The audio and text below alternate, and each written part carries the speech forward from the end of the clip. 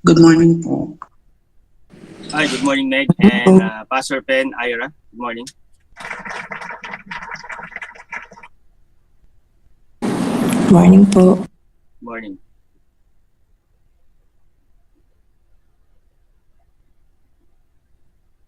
Let's just wait for others to come.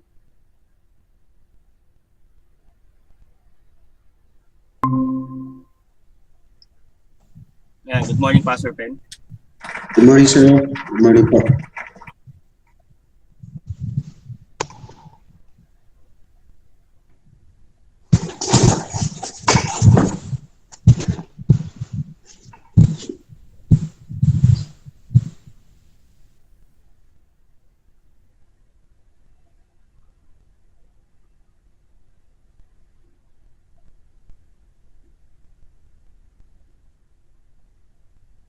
Sir, excuse me po. Yes. Sir, magtatanong lang po ako, sir. Oh, sige, go ahead. Sir, may mga kwan ba kayo? May lesson po kayong mga Tagalog po? Pang Sunday school? Meron. Anong ano ba? Yung may Tagalog tayo ng ABCs of Christian Growth eh. Meron po sa inyo, sir? Oh, may Tagalog nun, ABCs of Christian Growth. Opo. Meron ako nun pero English po. Meron Tagalog. Sige, pasa ko sa'yo mamaya. Sige po. Thank you, sir. Tagalog siya. Okay, good morning, Hazel and Azel. Good morning to all of you. Good morning po. And good morning. Let's just wait for our presenters. We will have three sessions, three presentations today, no? So, as I announced last time, we need to squeeze our schedule because of the two Saturdays which are holiday in the it will affect 8 presentations eh. So or four presentations, so we need to adjust. No? Let's just wait for others. I wonder why I cannot share my screen. Why? So, anyway, let's wait for others.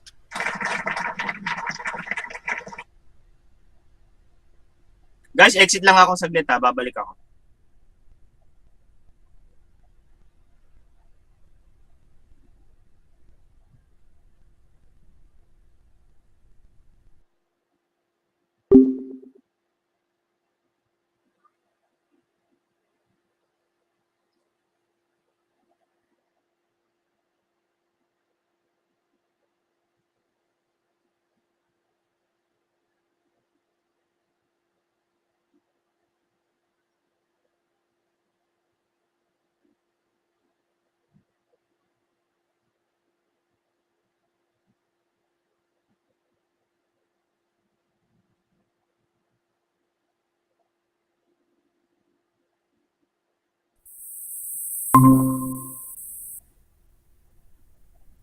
Okay, I'm back.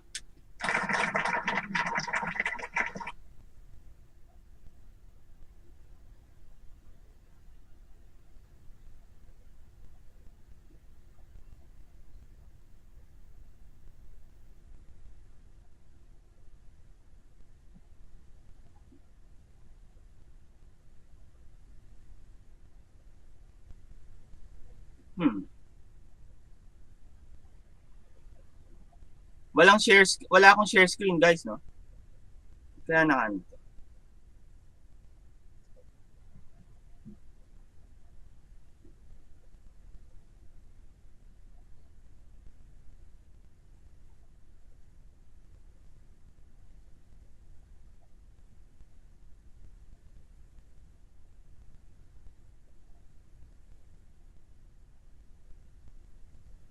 Okay, welcome, May.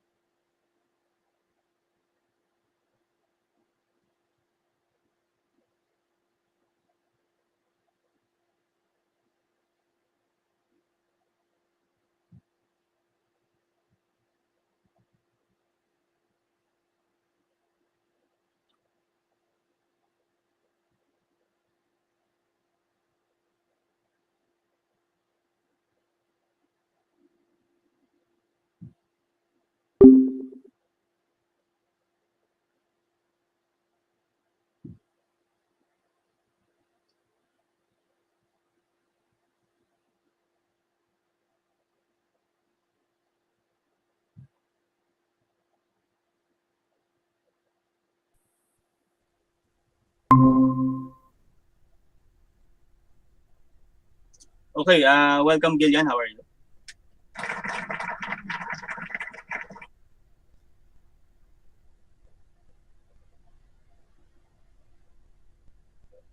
Okay, welcome everyone. Nakaano pa lang, mute ako. Welcome Gillian and the rest. So we thank the Lord for this time. We'll be having 3 presentations today as we have planned. So we'll have modules 9, 10, and 11. So this now to introduce the cognitive perspective as far as learning is concerned. No? Okay, Gillian, are you ready? Yes po, sir. Okay, so let's open first a word of prayer. Okay, hindi ako makapag-share screen. No, kanina pa ako. Ano kaya nangyayari sa akin?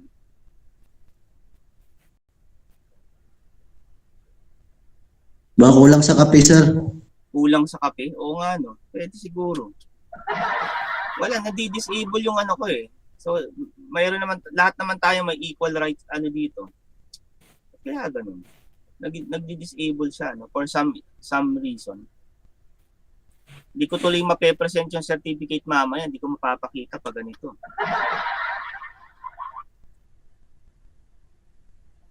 Dali guys, I need to reconfigure.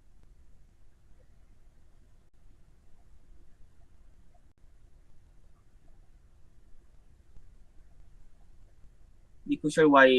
Ngayon lang naman nangyari to na kahapon naman may mga crashes ako. So, yun yung sa plain solid geometry namin ni Gillian, no? Medyo sablay yung ano ko. Hindi ako makapag ano. Okay, nevertheless, if not, so okay lang, tuloy lang tayo dito sa ating ano.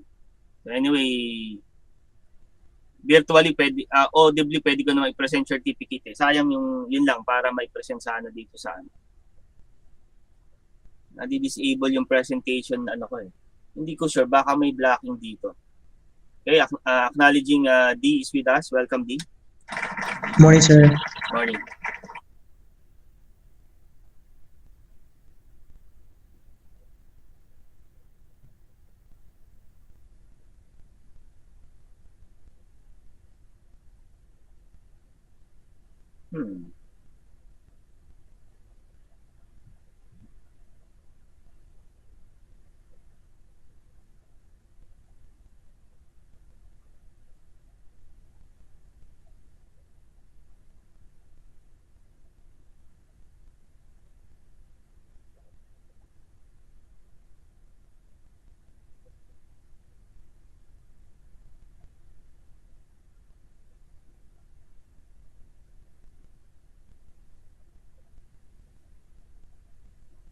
Okay. Sige, let's open the word of prayer. Father in heaven, we thank you for this day. Thank you for this time where we could continue our discussion on this time on our concept of learning. We have seen the behaviorist perspective in last week. Now we are continuing on cognitive perspective of learning. And we think we have seen the balance, the beauty of the balance of these two perspectives. Now we are looking into some details of this philosophy or psychology on the cognitive scam. We pray that by your grace that we may continue to serve you, applying these truths to our students, to our class, so that we may improve on our classroom. Also the students, that they may continually to grow spiritually, academically, in our respective classes. We thank you, we honor you. This is our prayer in Christ's name. Amen. All right. Sige, take it away, Gillian, for our module 9.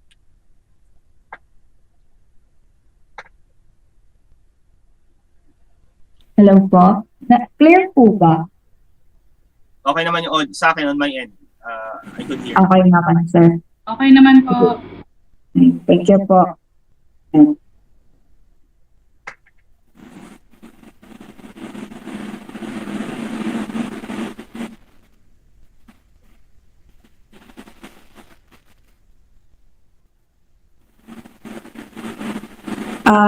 Naka-present po ba yung Yes. nakikita po yung we presentation? could see, Ayan. we could see. Sige po. Thank you po. So, good morning everyone. For today, we are going to continue our discussion about cognitive perspective. And for module 9, we will focus on Gestalt Psychology. Yan. So, some of you might not be familiar what is Gestalt. So, that's how it was, it should be pronounced. So, today we will gonna look at it and discover some of its principles and how is it connected with education and with teaching and learning process. But first of all, we will have an activity or just a short game for everyone. So we will have an exercise, but this is not physical but a mind exercise. So I know you play games in your phone, especially before that a lot of games were developed, and we will gonna have a throwback of one of the games that we used to play. So this is Logo Quiz. Are you familiar of Logo Quiz? Po, ayan.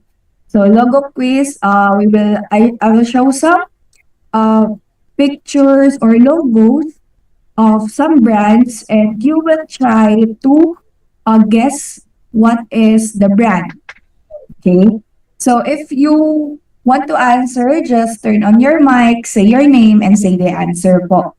So first, yan. Let's have our mind exercise for this morning. This one, from what app or from what brand is this logo from?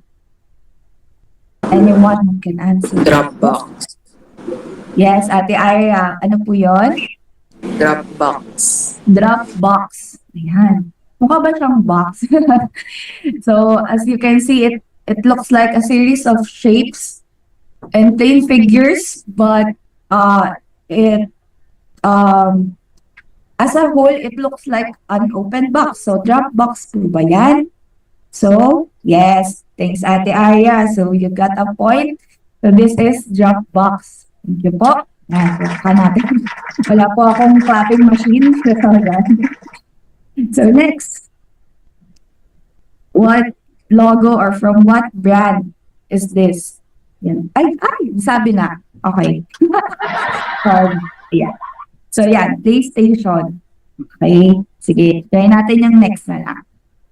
Ayan po. Medyo mahirap.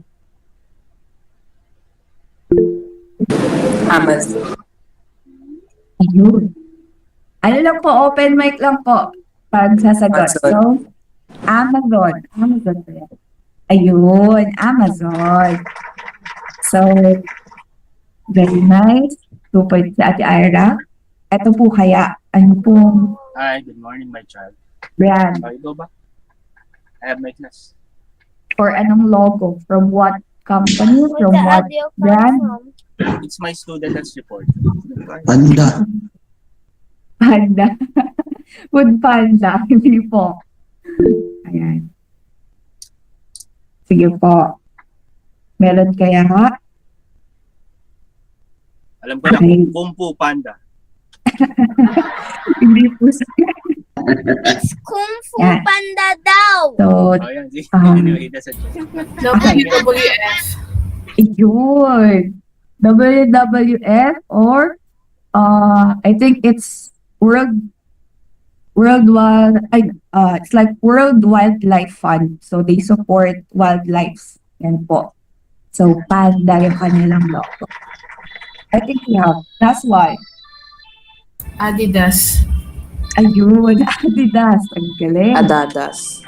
Adidas. Ayan po. So Adidas. Very nice. Thank you po. Yan.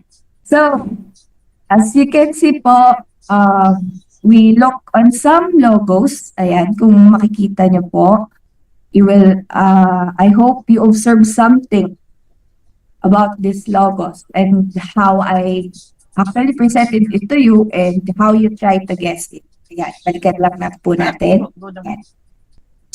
So, let's go with the word Gestalt.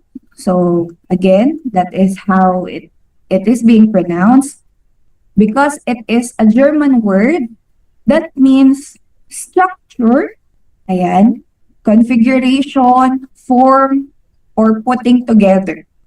So that is some of the words that is related to the word Gestalt, and it is actually a German word. So let's see the definition of this word according to Oxford Dictionary. So it says it is an organized whole that is perceived as more than sum of its part. So it is a whole from the sum of its part. So it's like simply addition. Addition to a greater whole. So, on the second definition, according to Wolf, it makes a reference to the way individual components are structured. So, there's the word na we saw earlier on the first slide. Individual components that are structured by our perception as a physical whole. So, supposedly, right now, you can think of what was the activity its relation to our discussion for today. So I will emphasize the words individual components that are structured by our perception as a physical whole. So I believe I mentioned earlier about the logo of the Dropbox that it seems that they are composed of different figures, but as a whole, you can see those shapes as a open box. Diba po? So, let's see. Go on. So, Gestalt theory, it emphasizes the importance of sensory wholes and the dynamic nature of visual perception.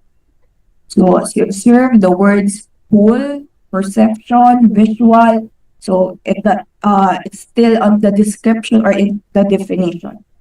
So next, another definition, observe that Gestalt theory observed that human brain tends to automatically organize and interpret visual data through grouping. So there is this mental shortcut that we see things as a whole, even they are just composed of different things. Yan. Yun po. Sa simple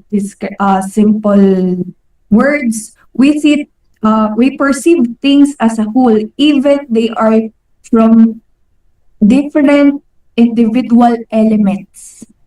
So So, pag pinagsama-sama na po sila, iba na yung itsura. So, yun po yung parang idea of this theory.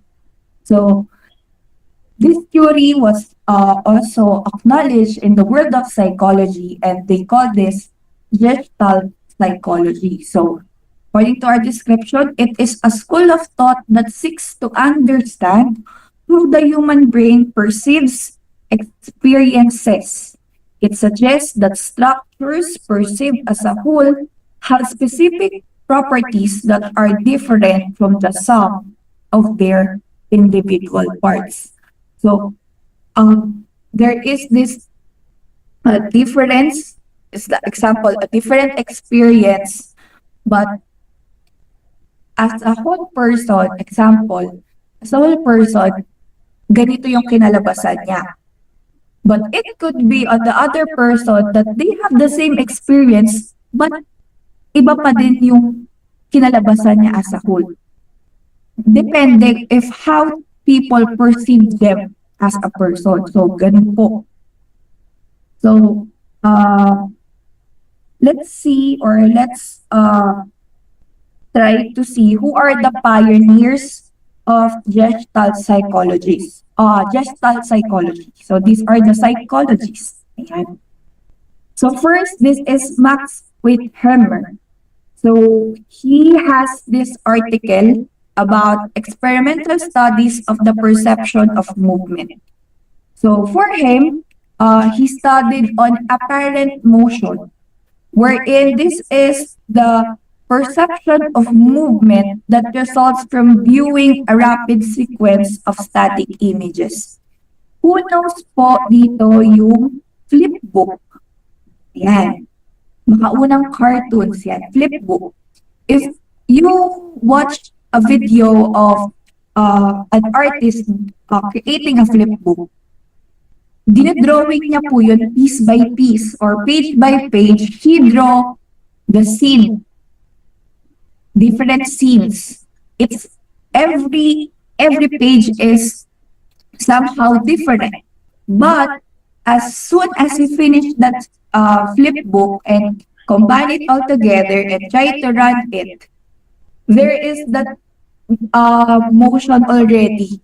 Diba po? Parang nagiging na siya, animated.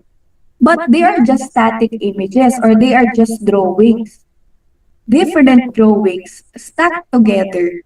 But as soon as he parang binalasa niya, no, yung pages, you will see a motion or a animation, di ba po? So yun po yung parang idea ni Max Wertheimer. Yung utak daw po natin parang ganun. So, somewhat totoo, di ba po? We used to create scenes in our minds, diba po? Tapos from just images that we remember, ganyan. So parang ganun po siya. So the next one is Wolfgang Kohler.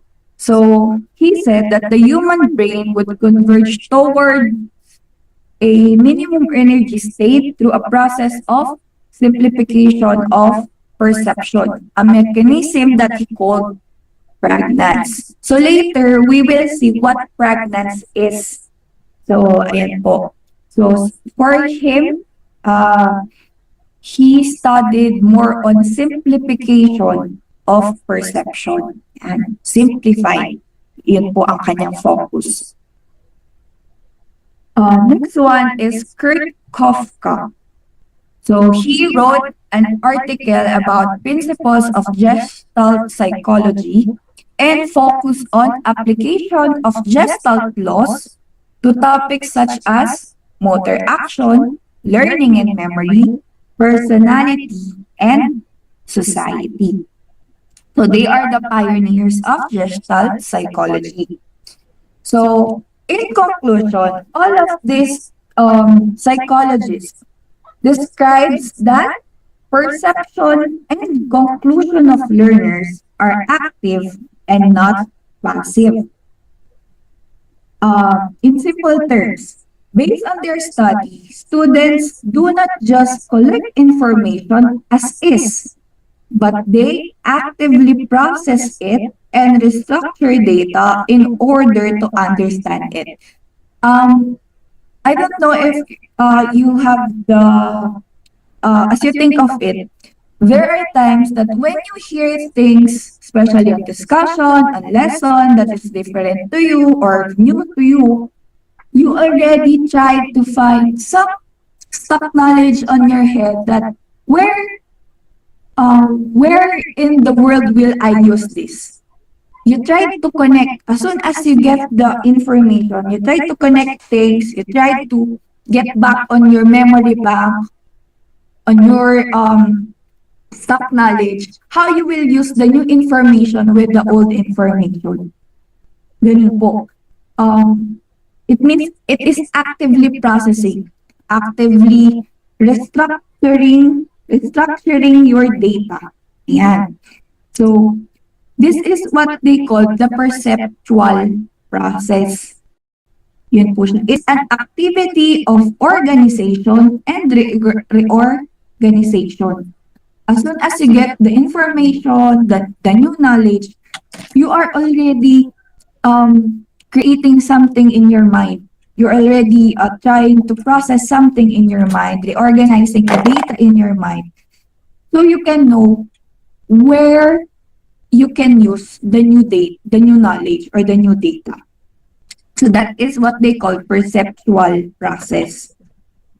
So now let's see what are the Gestalt principles, or sometimes they call it loss of perception.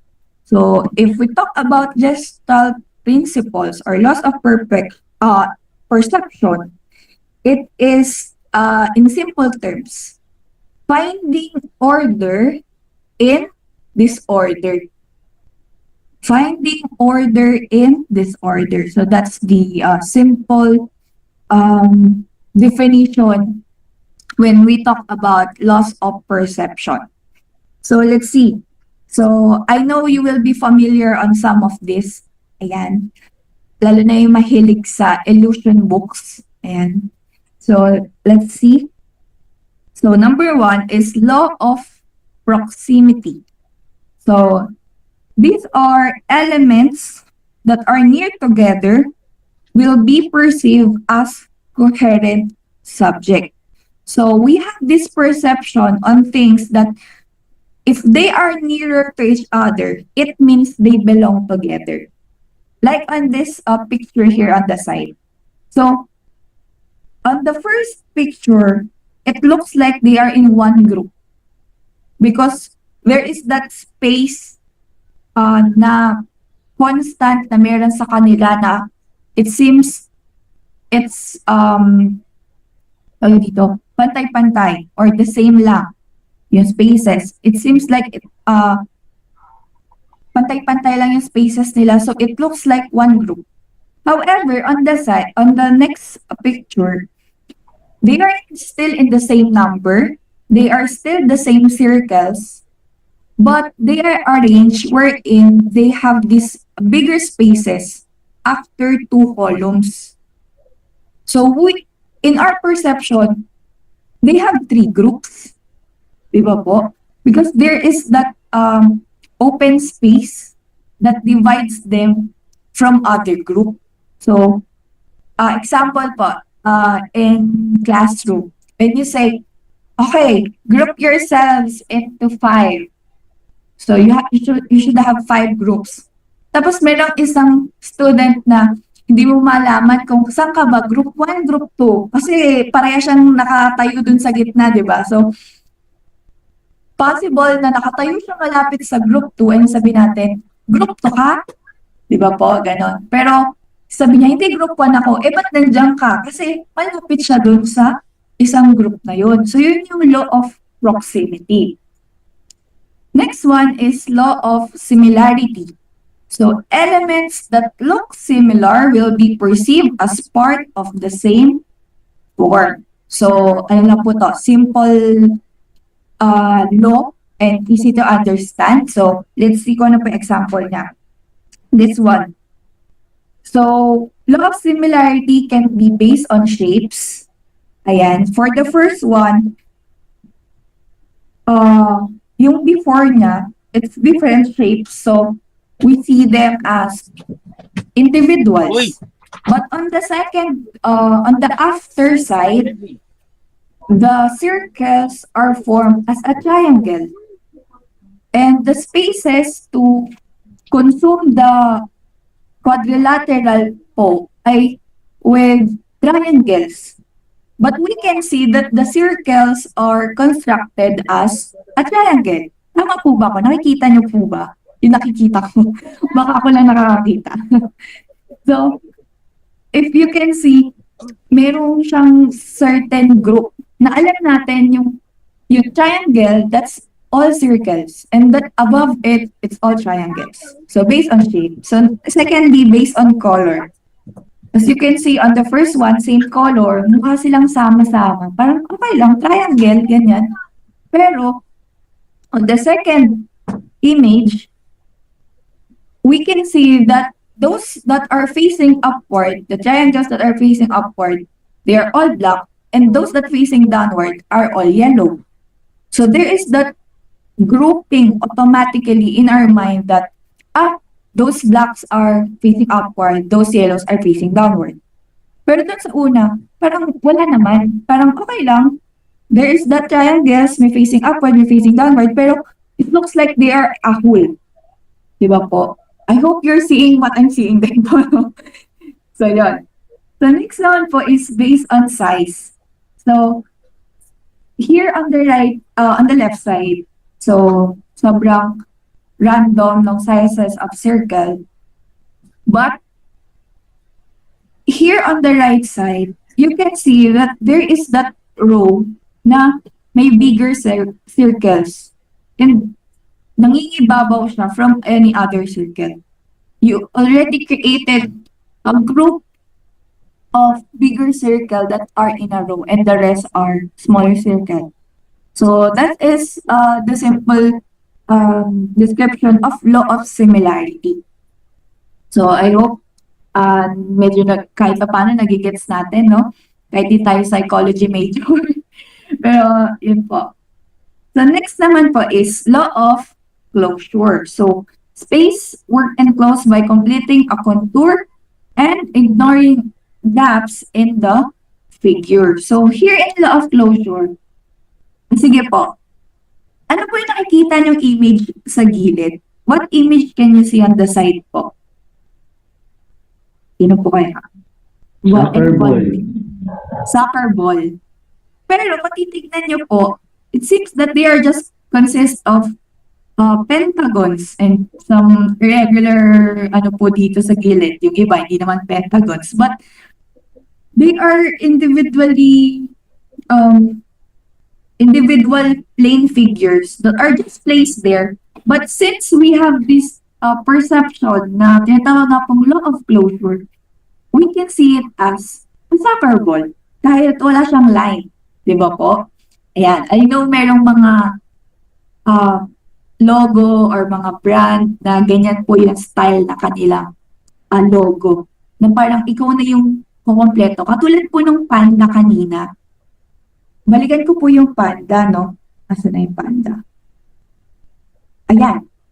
Yung panda, wala siyang line to enclose him. Pero alam natin, panda siya. Pag tinignan mo lang yung black, if you can just look at the black, it seems like it's just a random shapes na pinlace. Wala, random shape lang. But we have this perception of law of closure that even though there is no line to enclose that panda, it looks like a panda. So yun po siya. So that is an example of law of closure. Ayan po. So we have this perception that we tend to fill the gaps and enclose the figure we perceive. So next, ito po. Law of good continuation or continuity. Individuals have the tendency to continue contours whenever the elements of the pattern establish an implied direction. So our eyes is being compelled to follow a word or an object because there is that line that guides us to where we see or to what direction we will see the whole object. So, to explain more, here's a picture.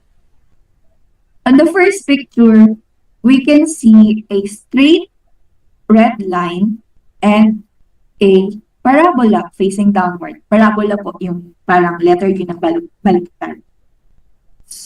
Yun po yung una. Because there is that, actually, combination to ng similarity and continuation. Similar kasi yung nasa ibaba. Tapos, similar red, and then the other one are all black. So, it seems like parang letter U siya na may line na nag-intersect. On the second one, same figure but the color was different. Yung color po na red is umangat. Then, nag-flatten. So, iba yung natitrace ng mata natin. So, it's combination of similarity and continuity po. So, yung na-follow ng mata natin is the red line. So, it seems na it's a different figure. Also with the, ayan. Also with the, wait lang. Hindi niya makita. Ayan. With the third one. So, here naman po, the red line was the parabola or the letter U downward. So, yun po yung fina-follow ng mata natin. I hope ganun din po yung nangyayari sa inyo kasi ganun din sa akin. So, napafollow po ng mata niyo yung red line. And every time you follow the red line, it seems that there is a difference between those four pictures. But, as you can see, it's just all the same. Yan. Diba Sa akin, po? half wave, sine wave lang ang tingin ko din. Ayun po. So, that is law of good continuation. Next, this one, as we discussed earlier for, I think this is for Wolfgang, that the simplification. Yan, law of good pregnancy. This is from Wolfgang. So, it states that when faced with a set of ambiguous or complex objects, the human brain seeks to make them as simple as possible. So, this can be called also law of simplicity or law of good figure. So, here, we see simple things rather than the complex. So, let's see paano po ba yun? This one. You can see po itong nasa middle. The middle figure po. Ayan. So, sabi natin sa law of good pregnancy, we see things simply rather than the complex one. So, possible that this figure was composed of letter A. Isang box, ay isang square na may kagat. Isang pizza. And quarter ba to? Parang hindi naman siya quarter, but si Pac-Man. Yan, si Pac-Man. Kung nabot niyo yung larong Pac-Man, compassion ni Pac-Man. So, pwedeng ganun siya kinompose. Pwede siyang ganun kinompose. Or, letter B, pwede naman na, ayan, yung itong square na, ayan, square na parang may karugtong na bilog, overlapping sila. Tapos, tsaka lang nilagay yung pizza. But, hindi ganito yung, when we first saw the picture, it is not what we saw. What we saw is just a overlapping square and a circle. Di ba po? Tama po ba ako? Ganun din po ba yung nakita? Ayan. So, sana parehas tayo nang nakikita. Kahit di ko po kayo nakikita kasi nandito po ako sa slide. Pero, yeah. So, law of good pregnancy, we see things simply or simple rather than the complex one. Yun po. Yeah.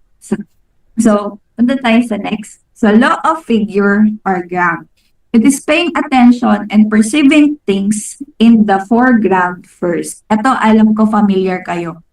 Kasi madaming ganito sa Facebook na pinag-aawayan ng madami. Lagi sila anong nakikita nyo sa picture? Ganun. Tapos ko-comment ka kung ano ba talaga. So, law of figure and gram.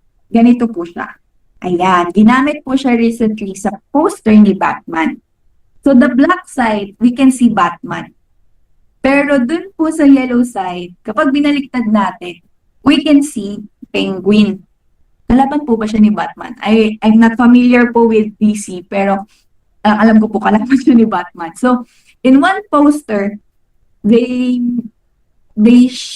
showed two characters by just using the space and just drawing a line and having different colors. Wala masyadong detail, di ba po? Hindi katulad ng mga poster na iba na talagang andun yung picture. Here, two colors, a line, and they already have these two figures. So, law of figure ground. Sa una, makikita mo si Batman.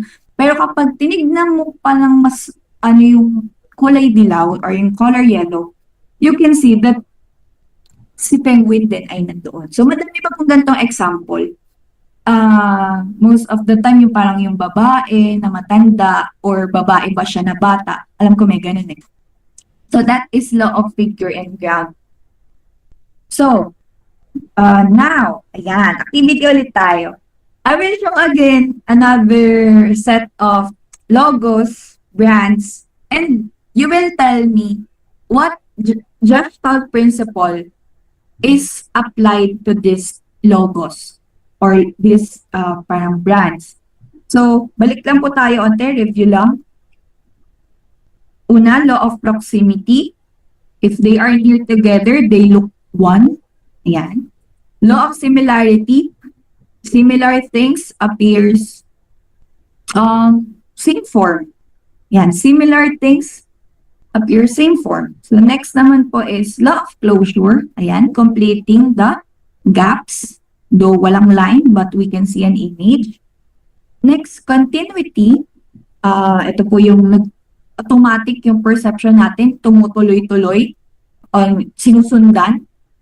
It's continuing po as we try to read or try to see these lines. May direction. Our perception has direction. Then good pregnance. This is simplicity over complex things. And lastly, law of figure ground, which is yung foreground and there is the background. Both of them displays image on the perception. Okay. So here, for the logo of IBM, what do you think is the Gestalt principle that is applicable to this logo po? Anyone? So we have proximity, similarity, closure, continuity, pregnance, and figure ground. Continuity. Continuity. Pregnance. And ano pa? Pregnance. Pregnance. Di po. So, IBM, this logo is proximity.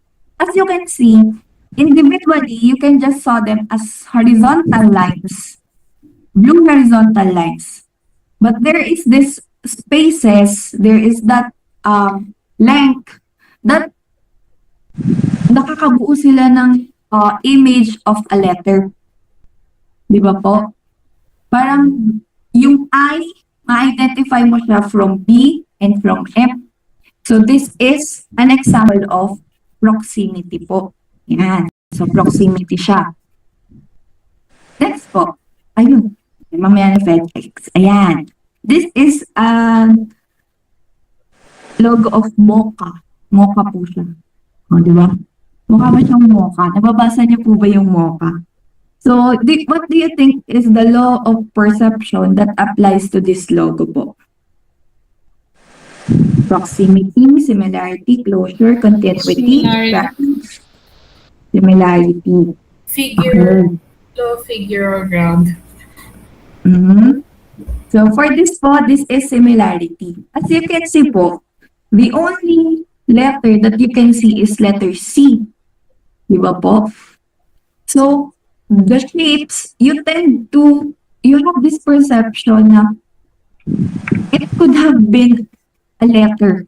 Parang merong letter to nakatumbas. Like the green circle, it looks like an O. The triangle, it looks like an A.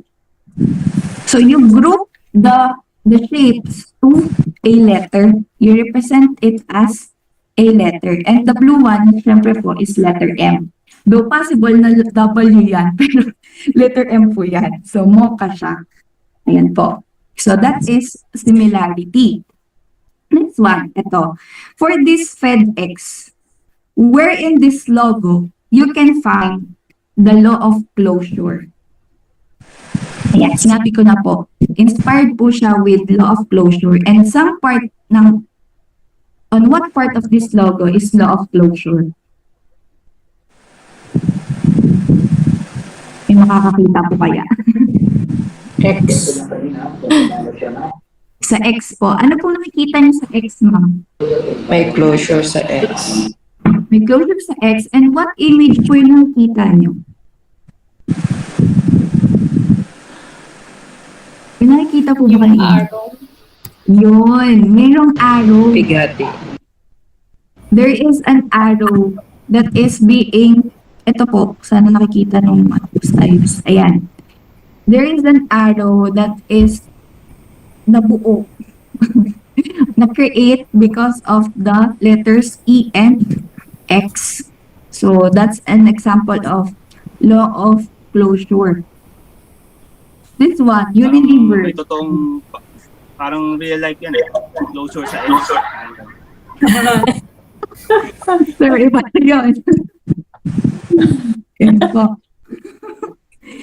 So, yun tayo sa Unilever. Ayan. So, tapos na si X sa Unaya. Okay, Unilever. Ano po kayang law? Proximity, similarity, continuity, figure and ground, fragments. Figure. Okay po. Sino pa pong ibang answer?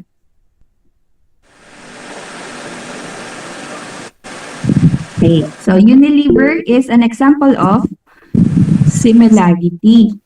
Oh. Ayan. Ay, sorry po. Proximity pala. Proximity. So, as you can see, there are different icons. Di ba po? May butterfly ba to? May puno. May, ano pa ba? Dahon, may snowflakes. There is a recycle symbol, a dove, a lips. So, they are just icons. But they are grouped together into a certain shape that it looks like letter U. So, what applies to this logo is the law of proximity. Next, ito po. This is a logo for sun. Sun. What kind of perception po? Law of perception. Pag nababasa niyo po yung sun. Ako po nababasa ko naman. Sun. Pregnant. Pregnance. Sige po, meron pa po ba ibang answer?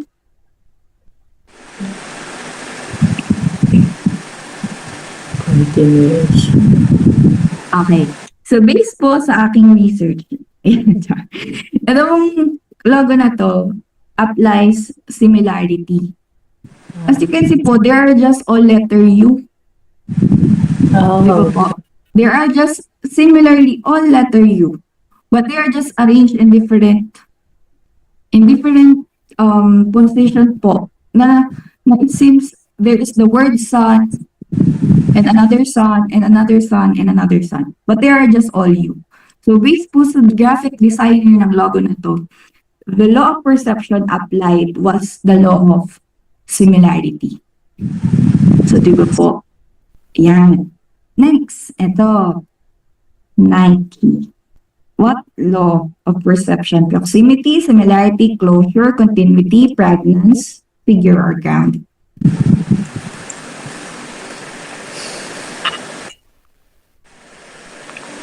Proximity. Proximity. Anyone po?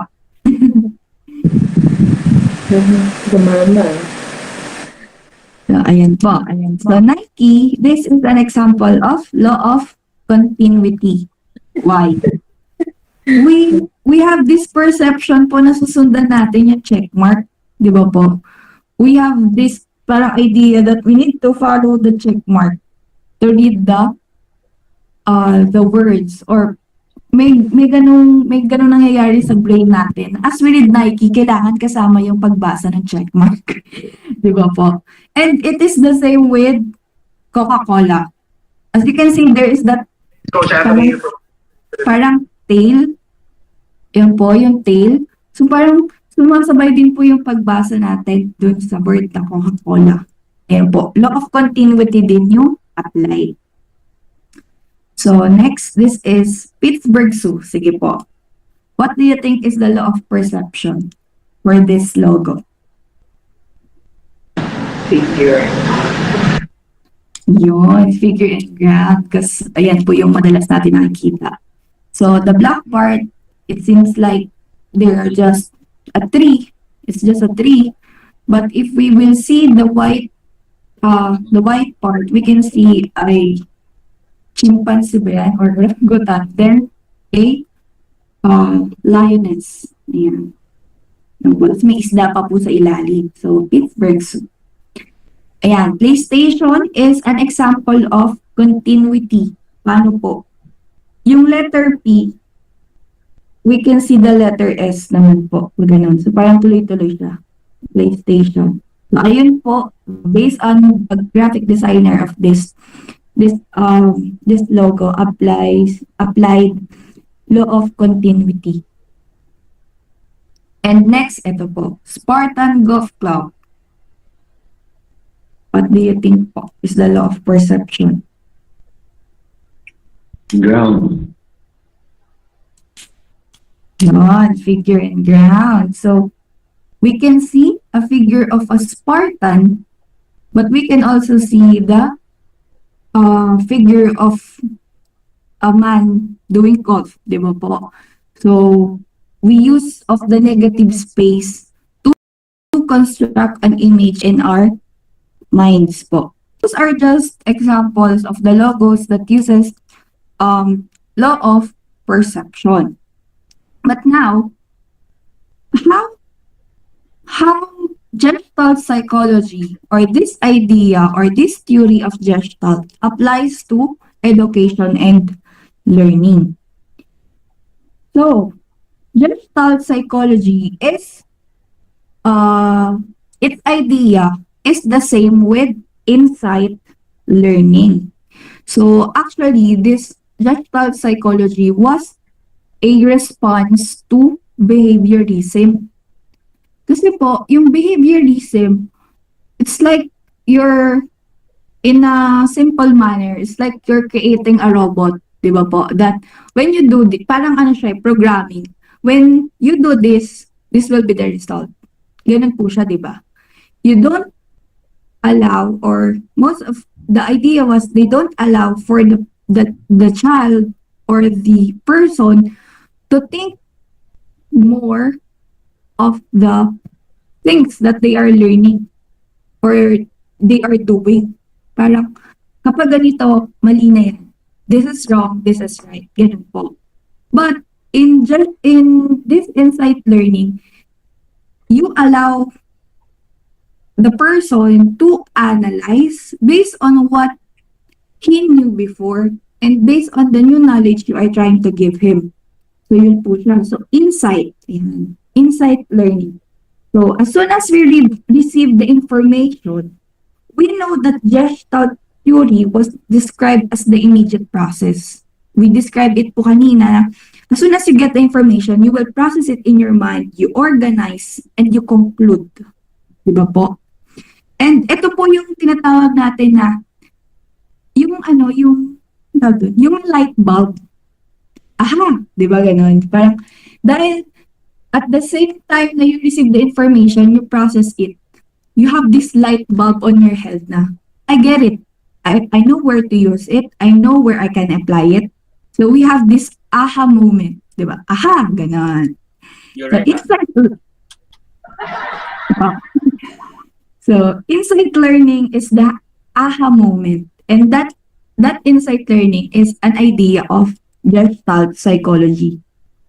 So, since we know that perception is active, sabi po kanina nung tatlo, ayan, ni Tito Vic at Joey, sabi po nila that perception is not passive. It is active. Yun nga po. As soon as you get the information, you process it. So it works already. So since we know that perception is active, sudden appearance of the solution is an essential characteristic of insight learning. So normal po that in this insight learning, in applying Gestalt Psychology in education, the students or the learners can create solutions immediately. As soon as they analyze, they process, they can already conclude. Yan. Sa normal pong buhay, ganito po yung mga ginagawa ng mga marites, di ba po? They saw the thing, the scene, and they generalize, they conclude, ganito yan. Though hindi nila alam yung details, but as what they see, they already conclude. Ganun kabilis yung kanilang perception, yung kanilang insight learning, di ba po? So, ganun din po sa mga student. There are students talaga na kakasabi mo pa lang and they get the idea and they can already present to you something that new knowledge be applied in po. So, in insight learning, it promotes more of problem solving. Ayan, more of problem solving. So, problem solving by understanding the relative position of the elements in the entire perspective or situation. So, problem solving po. Insight learning is more on the higher order thinking skills po. It's not just a mere there are students that when they get the information, they just write it, memorize it. But according to Gestalt Psychology, hindi po ganun ang nangyayari sa utak ng isang learner. As soon as they get the information, they can already process it and conclude something about it. Sabi dito, the important aspect of learning was not reinforcement, but the coordination of thinking to create new organizations of materials. So we have this description that learning is not just receiving information. We cannot say it's learning just because they heard it, di ba po? But we describe learning if out of that information that they receive is that they can create things. Di ba po? That's why yung ating curriculum right now in Department of Education, hindi na po basta exams lang. We have this performance task. Ayan. We use authentic assessment already para po sa ating mga students. Because we are more concerned on how they will apply or how they will create information or new things from what they have learned. So, yun po. Next. Ayan. Okay. So, for the last part, this is the Gestalt principles and the teaching learning process. So, how does it work in a student and with the teacher? So, for the students, ito po kasi yung idea of Gestalt Psychology. Students should perceive the whole of the learning goal and then discover the relations between parts and the whole. Ayan. Kailangan daw po, kaya we have this, di ba, at the start of our classes and even in our module book, as you can see, there is that learning objective. Di ba po, may learning goal na pinapresent sa students. Kasi po, we know that, I don't know if you were one of that, but before ako po, ganun yung, lalo na po nung, ano bang subject yun? Parang social science, sabi ko, what is the meaning of studying these things, memorizing all the presidents and everything, memorizing the capitals of each country? Where does these things applies in my life? Ganun po yung mga estudyante. And lalo na po ngayon, they seek purpose of what they are learning and what it will benefit them as a part of the society. So as early as studying in a school or learning, we give them those things na kaya po we give them the whole curriculum, not the whole curriculum, but the syllabus of what they will learn for the whole year. Then before that, the discussion, we present them the objectives of what they are expected of the outcome as soon as they finish the lesson. So, yun po yung application ng Gestalt Psychology sa current education system natin. So, for the teachers, it provides the basic framework of the lesson as an organized and meaningful structure and then go into the details. So, here we talk about the lesson plan. Ayan, organizing a lesson plan. So, there in creating your lesson plan, you will one by one put your objectives, your goals, your expected outcome, what are the things the students need to do, what will be the assessment, ayan po. So, it seems they are part by part or they are in details. You are creating a structure that you can create a whole lesson. So, that is where the idea of Gestalt Psychology applies. Okay. So here, according to Kurt Lowing, who studied life space, individual has inner and outer forces that affect his perception and learning.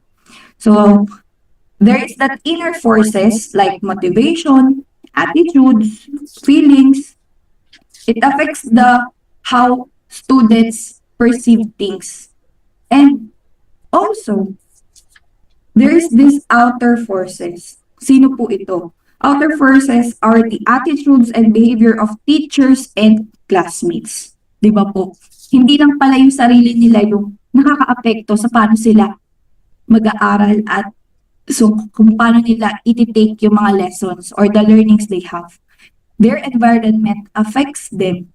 The details of the environment affects them.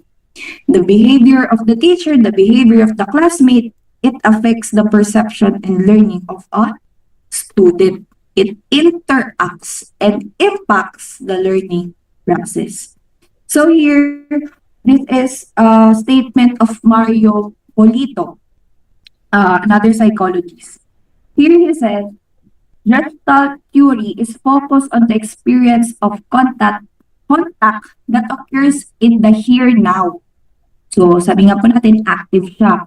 It's present every time you have this new knowledge. It considers with the interest the light space of teachers as well as students. Yun din po yung nabasa natin kanina that teachers and students affects the learners. It impacts them. It takes interest in the complexity of experience without neglecting anything but accepting and amplifying all that emerges. It stimulates learning as experiences and the experience as a source of learning. So learning as experience as a source of learning. It appreciates the affections and meaning that we attribute to what we learn. Knowledge is conceived as a continuous organization and rearrangement of information according to needs, purposes, and meanings. So, ayan po, continuous organization and rearrangement. Yan po yung mga keyword. It asserts that learning is not accumulation, but remodeling or insight. So, yan po yung description natin ngayon of learning. There must be something, a product, there must be a result, an outcome. So, autonomy and freedom of the student is stimulated by the teacher. The time necessary for assimilation and for cognitive and essential remodeling is respected. The contact experience between teachers and students is given value. An authentic meeting based ideas and affections. So, yun po yung that is the whole idea of Gestalt theory as it applies to education. So, I hope this is a new learning for us.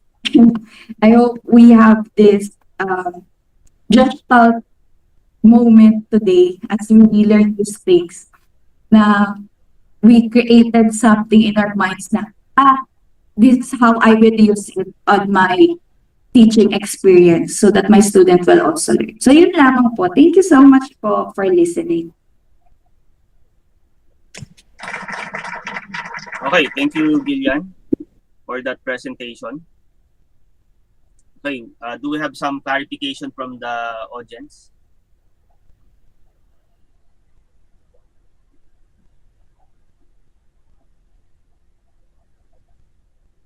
You would ask questions.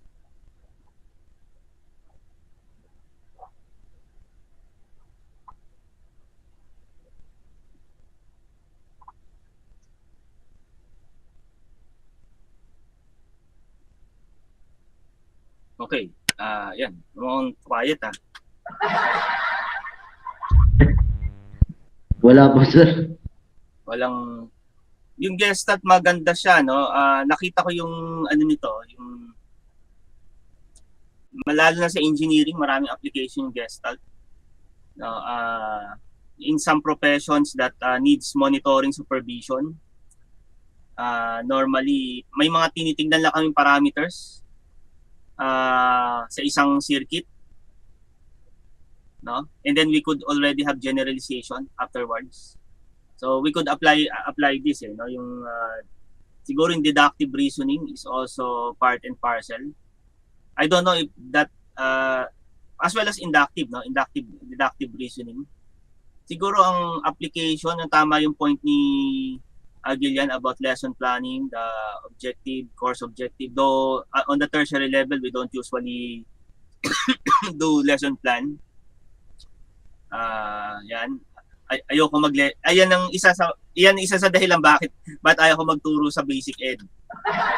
I don't want lesson plan, but nevertheless we are providing the course plan, the generic course plan and course outline in a way, no? Yan yung sa tertiary level, but a lesson plan for the purpose of mapping. So there's what we call cognitive mapping, no? Pwede nating i-relate yan doon sa neo-behaviorism, no? Yan kasi yung nakikita kong connect doon eh. So nagkakaroon ng mapping sa isipan natin. This time, the process is being explained. For the cognitism principle, the process is explained through these laws that had been discussed to us. On behaviorism, it's just a stimulus-response. Parang input-output agad. Walang masyado explanation about the processes. And then another point that I have seen is the feedback. Yung sinabi ni Gillian kanina, yung feedback.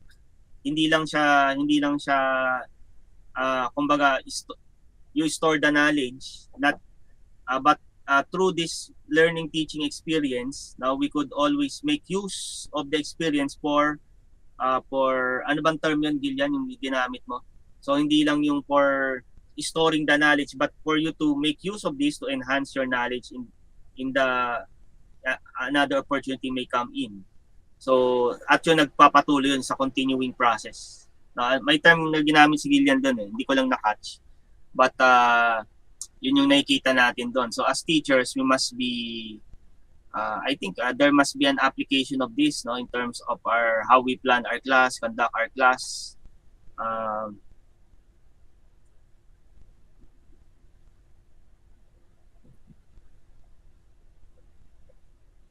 All right. So guys, saglit lang kasi I have this week I have so much trouble with my computer, no.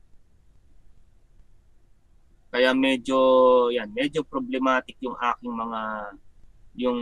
even my apps now, no. I don't know if my presentation had been disabled by Google. I'm not so sure, no, why it's happening. Maybe on my browser lang. Sa browser ng kaya hindi ko ma-present ng digital yung ano eh. No, nevertheless, other questions sa preaching din, guys, may application ng Gestalt Psychology.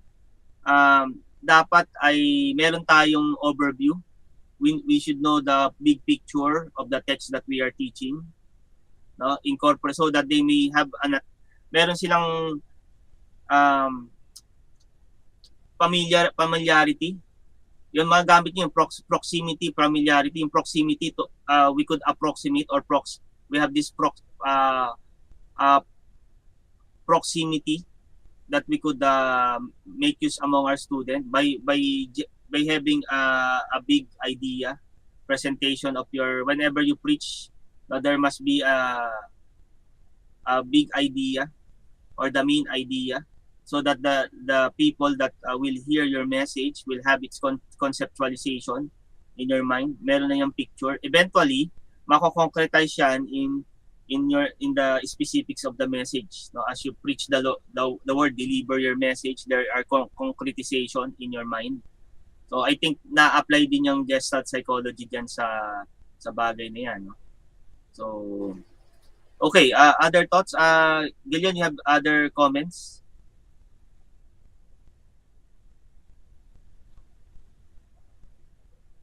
Wala naman po, sir. Okay. Naman.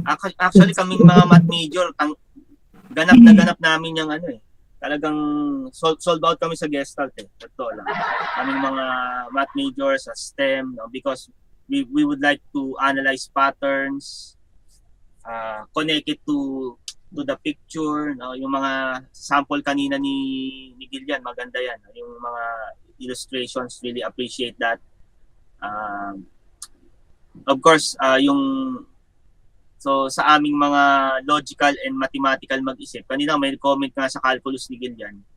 No, okay lang yun. Actually, yung tingin ko dun sa dotted red is a sine wave. Diba? Bakit ko naisip yun? Kasi nga, because of my, there's a connection. There's a connection. What else?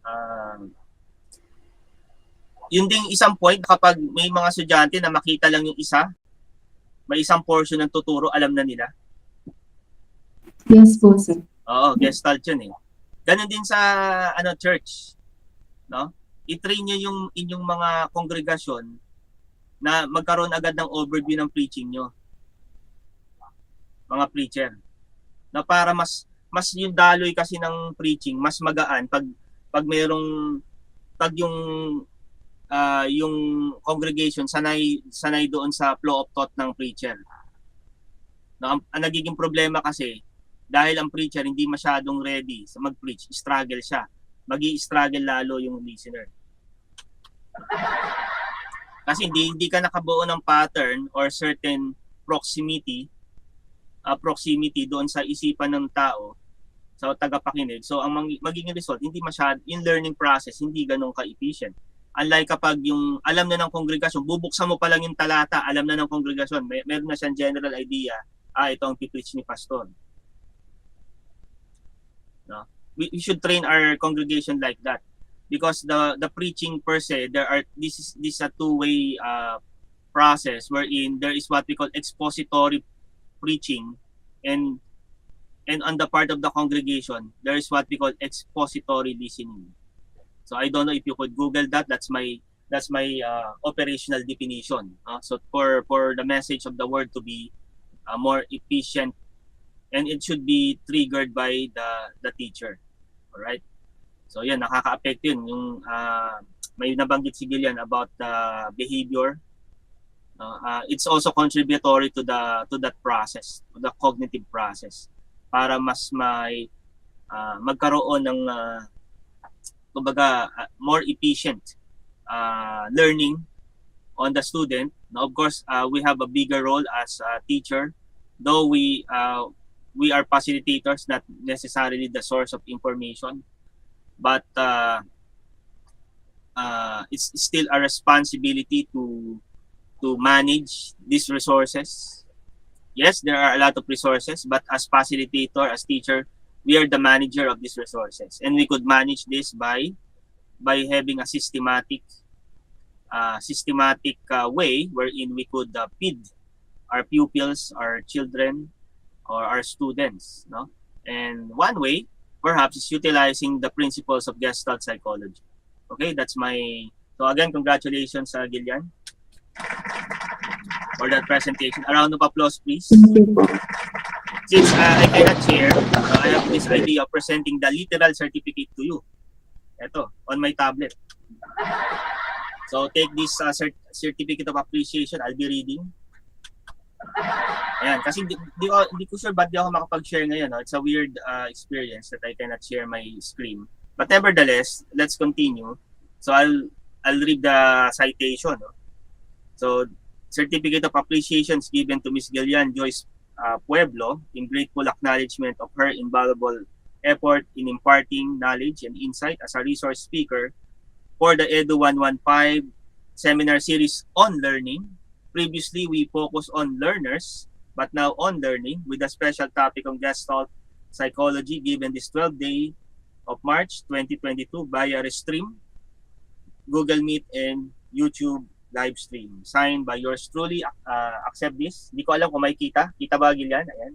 Yes po, sir. Thank you po. Ayan. O, palakpakan naman, guys. Congratulations. Ayan. So, may fan ka dyan, si Ira. No? So, hindi ako makapag-share. Hindi ko alam kung bakit eh. Okay. So let's continue. Is our module 10% already? D, are you there? Yes, sir. Okay, take it away. Give me 3 minutes. I will just open sige, my. 3 minutes. Sige, 3 minutes. It's still loading. Yung patterns, no, na nakakatuwa yung mga patterns doon. Ayan. So while waiting for Dion, I will stop talking when we see your Sige, slide no problem presentation po. already. Ayan, so marami siyang application, lalo yung mga logos, no, natutuwa ako dun sa mga logo. No, yung Kung Fu Panda, di ba? Hindi, ano yun eh. Actually, logo rin siya ng UNICEF eh. Something like that, no? Worldwide World Wildlife Fund po. ano ba yun? For wildlife protection, no? Parang wildlife protection. Ayan, kapag application, halimbawa, yung mga patterns, no? Magagamit din siya as arts eh. Food Panda naman si Meg eh, no? Oo nga. Kaya lang, dapat pink yun. Pink, dapat. So, let's just wait for this slide to pop up.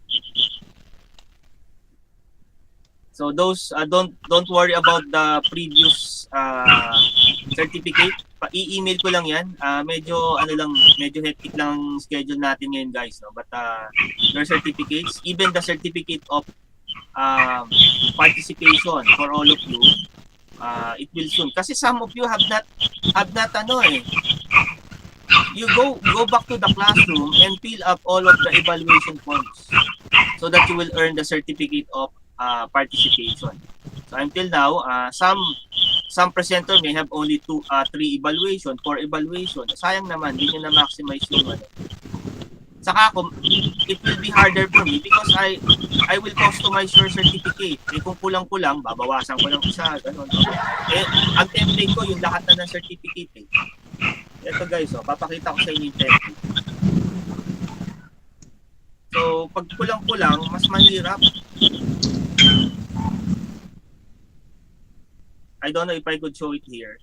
May template na ako eh. Hindi ko lang magawa kasi nga, iiba sa inyo, kulang-kulang yung ano. Hindi ko lang mag-view ng mahusay. Dito, I already have your certificate of, though it's not approximated lang. Parang pareho lang siya, pero certificate of participation. Saka yung font style, di nakuha nitong iPad eh. So yun, actually, ang laman nito, lahat na ng topics, the 6 modules plus the special topics that had been presented. So if you miss one, except for those that unreported modules that I take over, dapat lahat yun mapupuno nyo to have these topics. And I would also indicate here the number of hours. No? So I would say 1:1 for topic. Every topic is 1 hour points or 1 hour credit dapat. So ganun siya. Para at least may credential kayo when you pagka-graduate, of course, you will take the board exam. Then aside from the board exam certificate, you have also your credentials for this. All right? So, Excuse lang po. My laptop dead. So you need to restart. Nag-open na sir, siguro maybe 3 minutes or 5 minutes. Sige. I will just do the talking here. Sige sir, thank you sir. Sorry sir, sorry. So magaganda yung Wala ba kayong tanong? Okay ba? Okay ba si mga inquiries nyo kay Gillian? Kasi si Gillian, in a little while, i-exit na yan kasi meron siyang klase. Sir, makakapag ano po ako. Tapos po, wala po kaming next class. Talaga? Oh, good. Opo. Sige. Yan. So, yung mga patterns. Yung ano pa, no? Application din yan. Yung mga arts, yung ang tawag ba doon? Optical illusion. Graphic design po. Mga optical illusion, di ba? Nakakatuwa yung ganun eh. Optical. Kala mo gumagalaw siya pero hindi naman. Mata mo lang. No? Saka appreciation din. I think Gestalt is used for principles of arts also. Arts appreciation. So, hindi na natin kailangan minsan tingnan yung detalye. Basta may makita ka lang na portion, meron ka ng idea doon sa general. No, parang ganun. Application yan sa atin. Marinig mo lang yung salitang John 3:16. Alam mo na yung text niya. Or Ephesians 2:8, 9, and 10. Romans 3:23, Romans 6:23, John 1:1. O, di ba? Kaya nga ginawan siya ng Bible reference kasi originally on the new manuscript there's no text reference no? But now mas ma-appreciate natin. Saka ma-relate natin yung text doon sa Bible reference.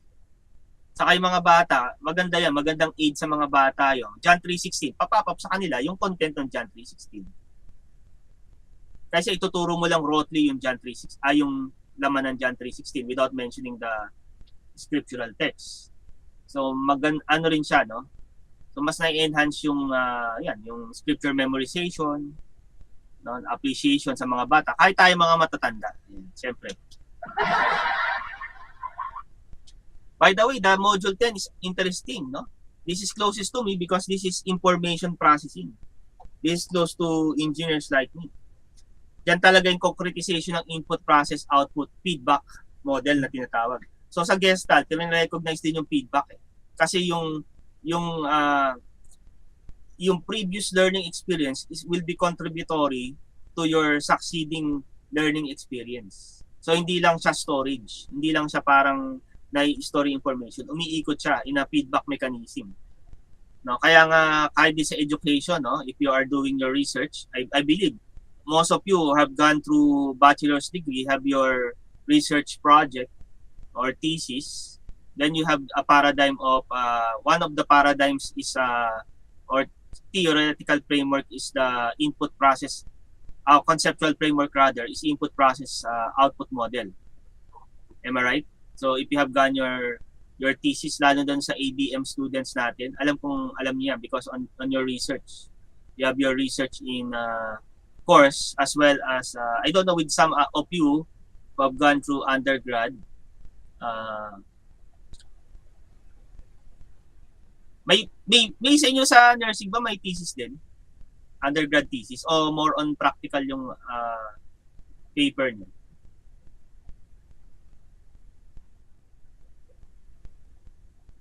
May research project din no sa nursing.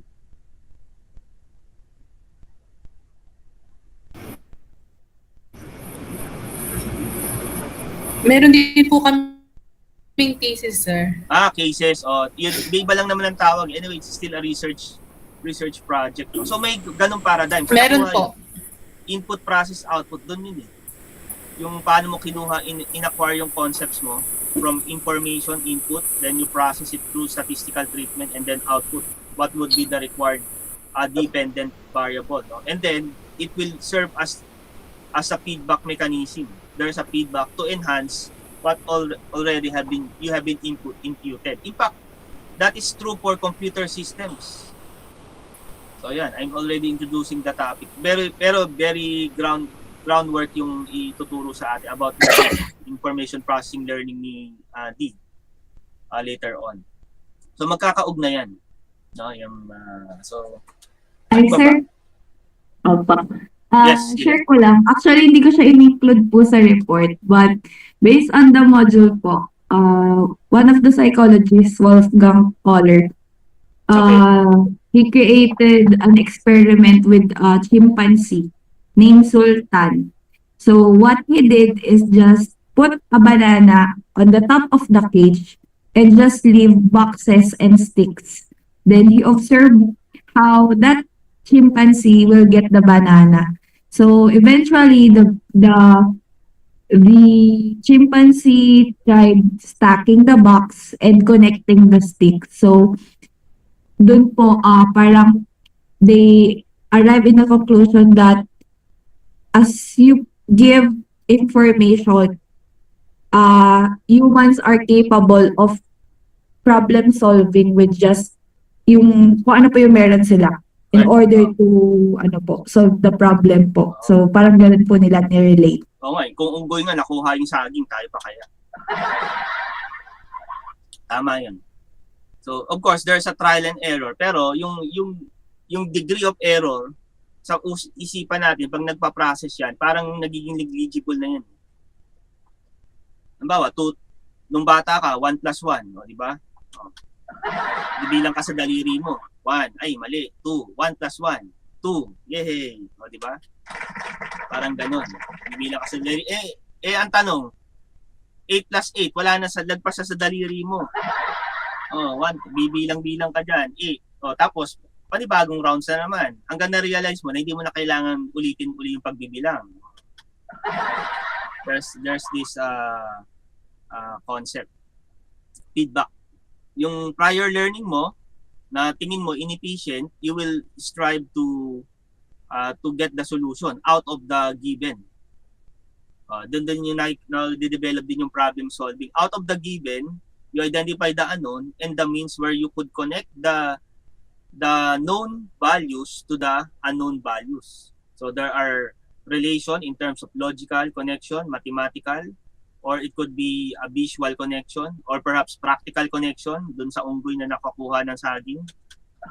Practical yun, no? Paano niya kinonect yung mga bagay-bagay na yun, etc. Yan. Sige. Hintay lang natin si Lee.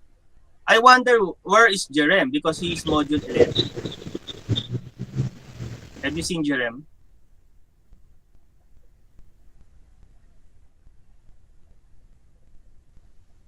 Wala po sir, wala. Hindi namin nakita. Oo nga eh.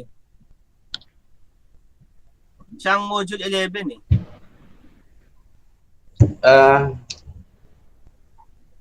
Alam naman niya siguro eh. Oh yes. He knows that. In fact, yun. Actually, di ko nga siya nakikita nag-online. No? But last time he was here, no? I have not noticed him.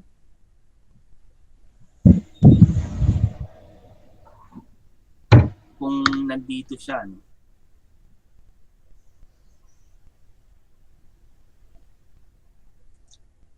Oy, baka may nakakalimot pang mag-exam sa inyo. Nako po. No, 6 feet below the ground yung score nyo. Pinag-iisipan ko kung i-apply ko pa yun eh. Parang magiging negative yung score ng iba sa inyo. Kasi some of you have not taken the exam on time. So I will impose a deduction per day. Though I mentioned already 5% per day, pero I realize that's too much. But still a deduction per day of overdue. No? So hintayin natin si. So while okay, sige, announce ko na yung top 3 while waiting for D, no? So kilala niyo yung top 3. Top 3 of our okay.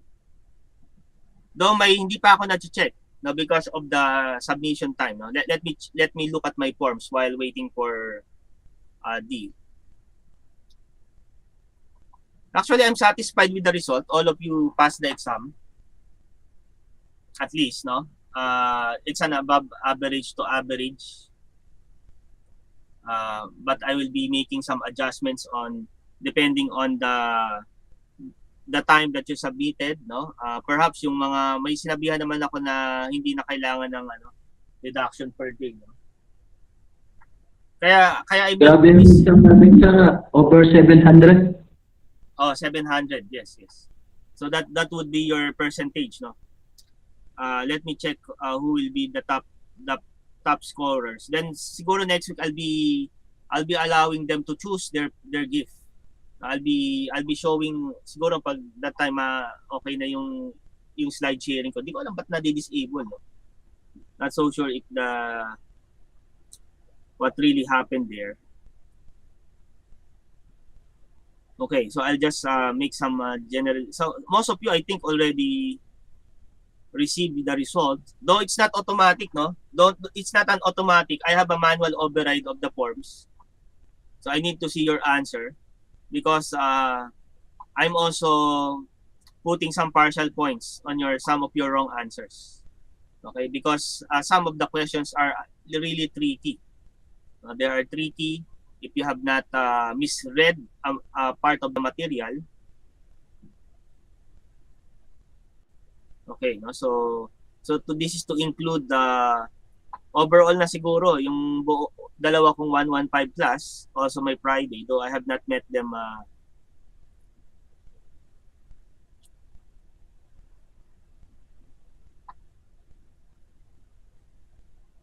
Medyo bumagal yung internet ko. Not so sure why. You still hear me, guys? Can you hear me? Sir. Yes. Hopefully, Very while clear. waiting for me to... Okay, thank you. Kasi kahapon, medyo worst case scenario, I need to shut down. In fact, I have not met my Friday class, 115, because of this, no?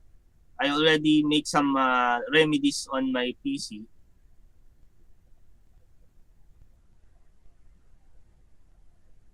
All right, let me...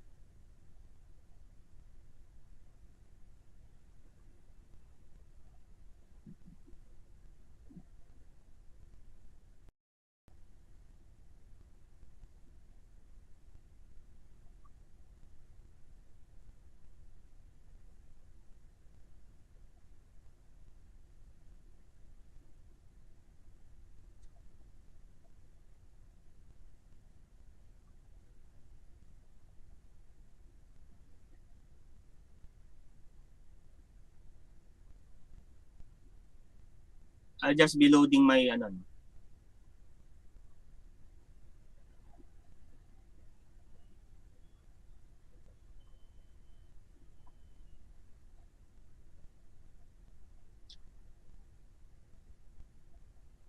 Yung Gestalt din, isa pang application, guys, no? While waiting for loading din yung files ko. Yung mga ads, advertisements, napaka-effective nyon. Kunya, yung logo nila, makita mo pa lang, no? May relate mo na dun sa mismong object. Kaya katulad yan, Nike. Yung, ano ba yung mga sample panigil yan dyan na talagang produkto Coca-Cola. So gumagamit sila ng mga laws dyan sa Gestalt Psychology. No? Of course, to appeal for their clientele, no? For clientele. No? Minsan pag malayo ka pa, may nakita ka ng green saka pula na at saka pink doon sa restaurant, alam mo na may Grab Food saka Food Panda doon. Something like that. Yun, maraming ano siya eh. Alright. Okay, let's congratulate the top scorers of our I will present the gift by next week na lang siguro, the next week. So, medyo anin pa natin. Medyo i-delay pa natin ng konti para ma-excite kayo. So for ladies, it's a combination of men and women. So for women, I'll be choosing one siguro basta hindi ganito na lang. Within this week, yung i-announce kung i-PM nyo ako kung anong gusto nyo. It could be as a topic in anything in theology or a book of the Bible that you need to have a more in-depth study. It could be a topic or a subject matter, or it could be a book of the scripture. Just PM me within this week, then I will allow you to choose from whatever resources I have, depending on your chosen topic. Now, if you're teaching Sunday school about some, perhaps in the Gospels, no, we have materials for that. Or perhaps if you're a preacher teaching exposition in the book of John, no, we have materials for that. Okay, so just as they announce your name, no, I just PM me within this week. Okay, so unfortunately the results are blank. What happened?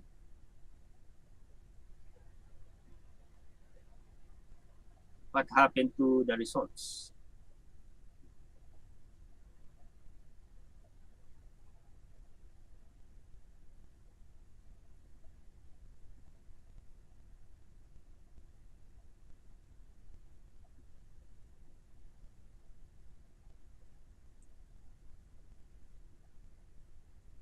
Let's just wait for ano. Okay, I'm still looking for the cutoff, no? Siguro score, range of scores ang aking ano, range of score ang aking titingnan.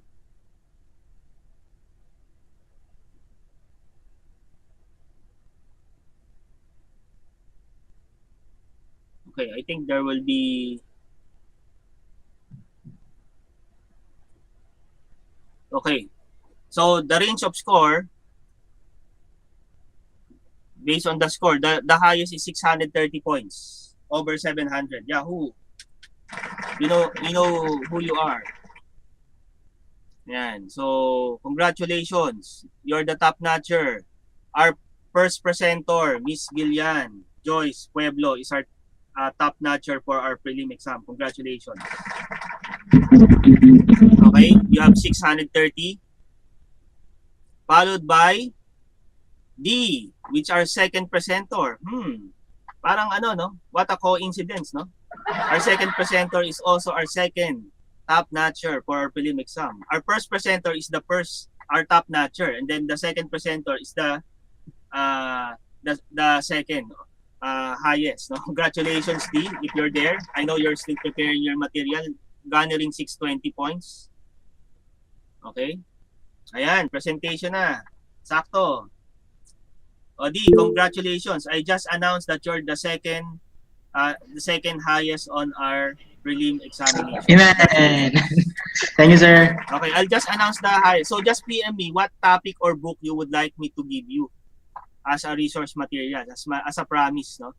And then we have after D is Ma'am Nila, 605 points. Unfortunately, Ma'am Nila is attending parent-teacher fellowship or conference. I'm not so sure, but he would like to be excused in our class. So yeah, yan. So Ma'am Leonila and Miss Ira, congratulations. Yan. So you are tied at the third position. Okay. Let me see. I'm thinking still if I could add other. Also, next, perhaps I could bring down the cutoff. I'm initially thinking until 600 points, no? But I would also include Ma'am Hazel, who garners 595 points. Ma'am Hazel, congratulations. You're part also of those who will receive a prize. And we have Micaela on the other class, 585. Yan. Yan, 585. Because my form is generic for both classes. Eh. So far that those are the one that qualifies on my on those that will you will just be choosing your gift, no? So out of my resource, just PM to me a topic or a book, either a topic or a book, no? And then I will find for resources, then I'll present it next week for you. But for those who are almost on that bridge of that top scorers, so maybe by midterm you could do so. Okay, you could do so. All right. So I don't know if I missed something here, no? So far, kasi may mga uncheck pa kasi guys, eh. Meron pa akong isa o dalawa pa yatang hindi na check dito, eh. No? So but anyway, if they reach the score, they will be also qualified for that. Okay? Sige, congratulations. Congratulate each one. Yan. Those top scorers, no? So okay, let's continue now. Okay, D, take it away. congratulations to everyone. Thank you, sir, for yeah, praise the Lord. Anyway, so good morning, everyone. Good morning, sir. And of course, as you know, we will have this module 10 to be presented by me. So for the module that we're going to see this morning is the information processing theory. And I believe kanina nag-discuss naman kayo. I believe you get some glimpse and ideas naman and thoughts, opinions about this module. So of course, as the start of this, I would just only give the meaning muna yung what is the information processing.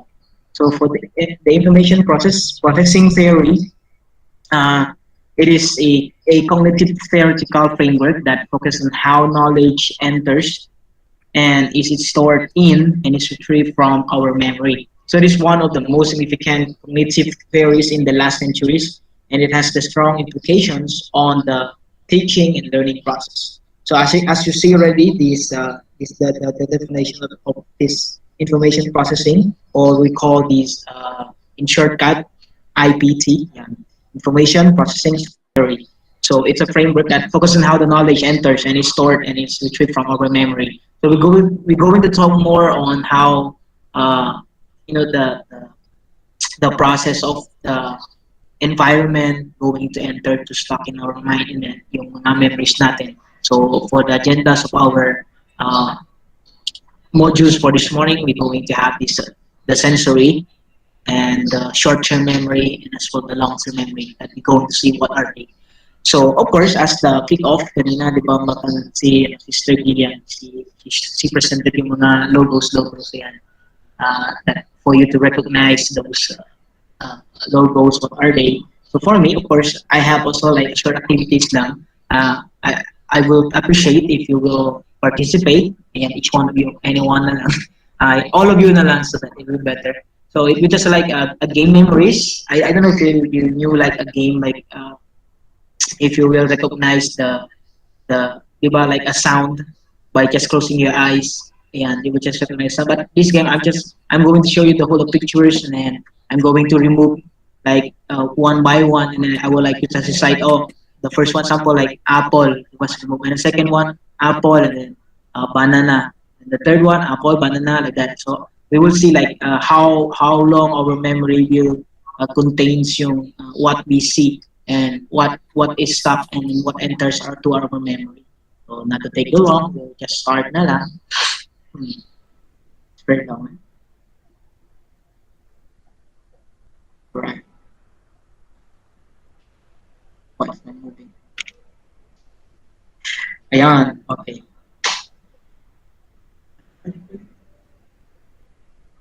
Ayan, memory screen. Take lang. I think I have some errors with my slide.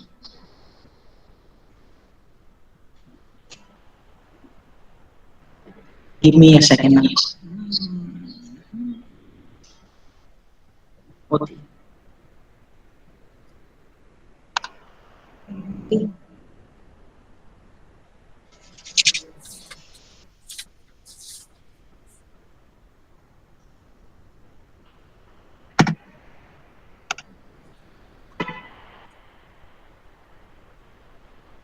There you go. Ayan, so ayan, since it's, I think some of you haven't taken your breakfast yet, like me. So I didn't take my breakfast yet. Anyway, so Yeah, some of you have coffee. Meron coffee naman, so it's okay. Ayan, so in this picture, it's full of foods, loads of food. So yeah, just to make you crave. Kung may food panda kayo, mag-order na lang and then you get your order. And so some of it, I believe you recognize naman all of these foods. It's very very similar. Spaghetti, bread, hot dog, chicken, adobo na lang yung center, and pizza, steak, milk tea, fries, burger, pancake, and then you have the coffee. So I'll give you like around okay, just now you, I think it's almost 20 seconds right now as you can see this picture. So for the next slide, I'm going to remove one of the food. So I would just like you to speak it out what food it was missing. So it will be easy if I know your memory is good.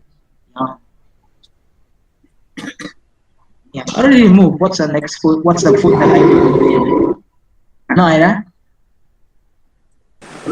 Pancake. Yan, galing. Yan, the pancake.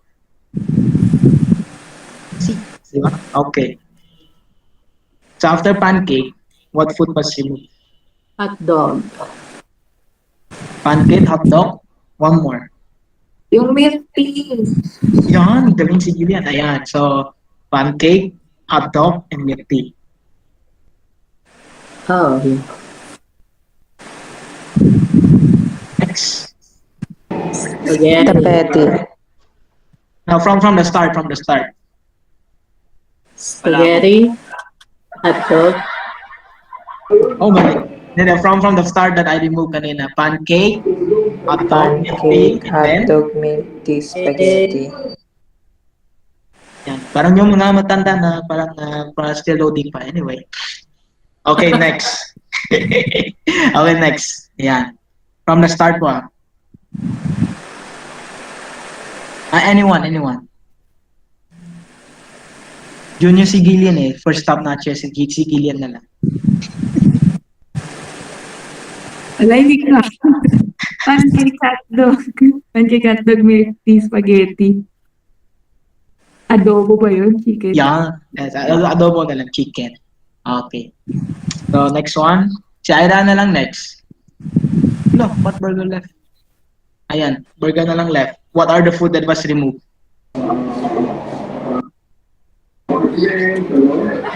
Sa dami nun eh. Basa ko dyan, Chapsoy. basa ko. Chapsoy. Walang chapsoy doon. Yung buffet, yung buong buffet natanggal. Yes. Sige. Correct. Yung buong buffet na. Anyway, so yan.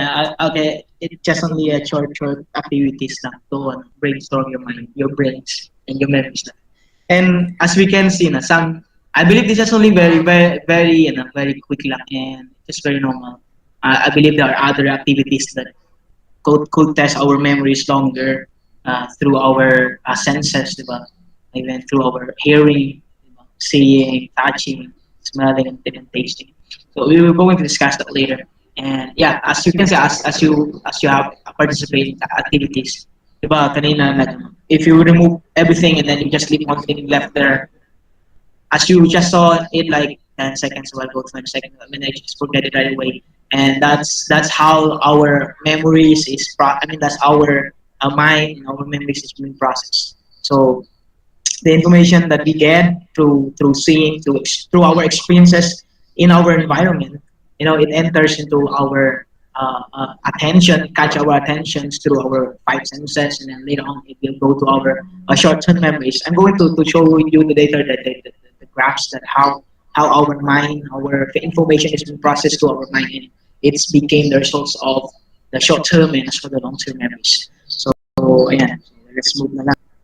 So the information processing theory or the IPT. So diba, it's include these five senses that I have said kanina. And of course, diba, if you will see the relating how the mind and what we can see is that if there's a saying that our mind is also can compare as the computer. Evaluating how the mind and the computer work is a powerful analogy. So the terms used in the information processing theory, or what we call the IPT, extend this analogy as well. So in fact, those who program and design the computers, they aim to make the computer solve the problems through the processes similar to that of the human mind. So cognitive psychologists believe that the cognitive process influence the nature of what is learned. So they consider learning as the largely an internal process, not an external behavior change. So as behaviorist theorists thought, so they look into how we receive, we perceive, we store, and then we retrieve the information. So they believe that how a person thinks about and interprets what he or she receives the shape or what he or she will learn. So all these notions comprise what is called the information process theory. It is all what I have to consider. So the IPT describes how the learner receives the information, stimuli from the environment through these five senses that I'm talking right now. So what it will take place in our memories. So certain factors would also determine whether the information will be retrieved or remembered when the learner needs.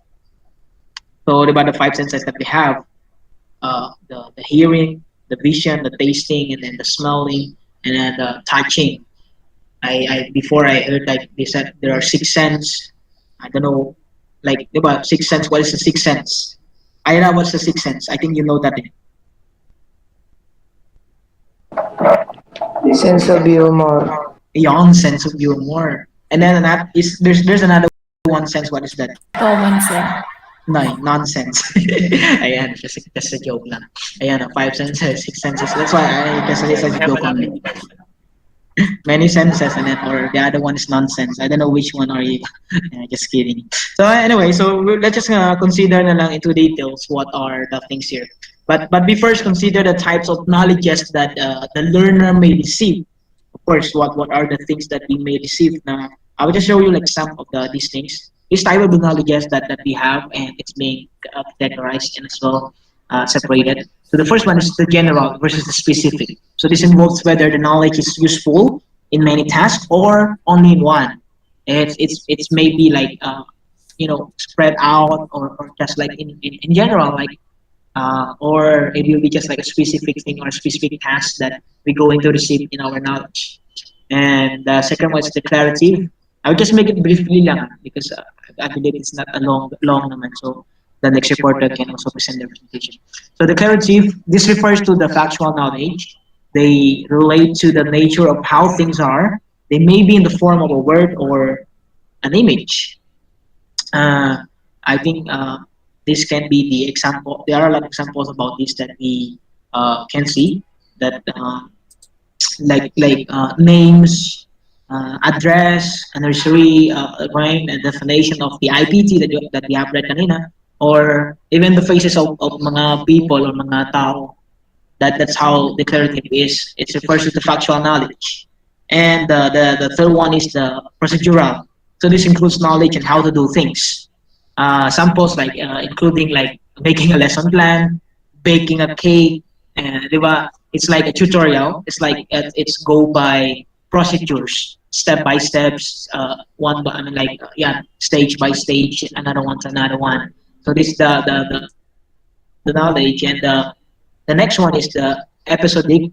This includes memories of the life events like your high school graduation.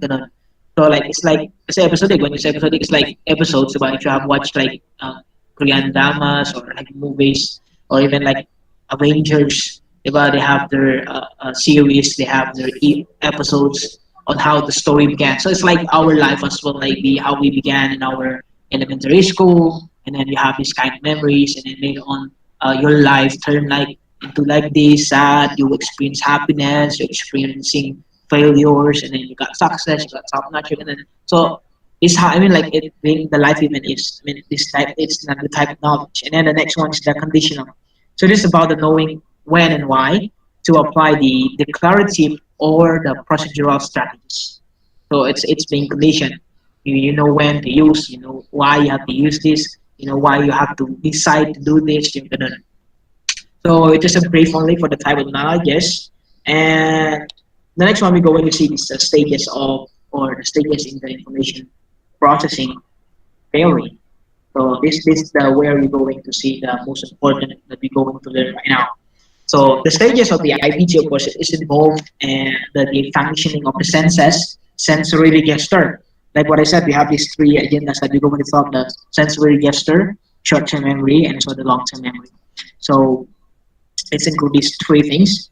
Basically, the IPG searched three primary stages in the progression of external information becoming incorporated into the internal cognitive structure of choice, schema, concept, script, frame, mental model, etc.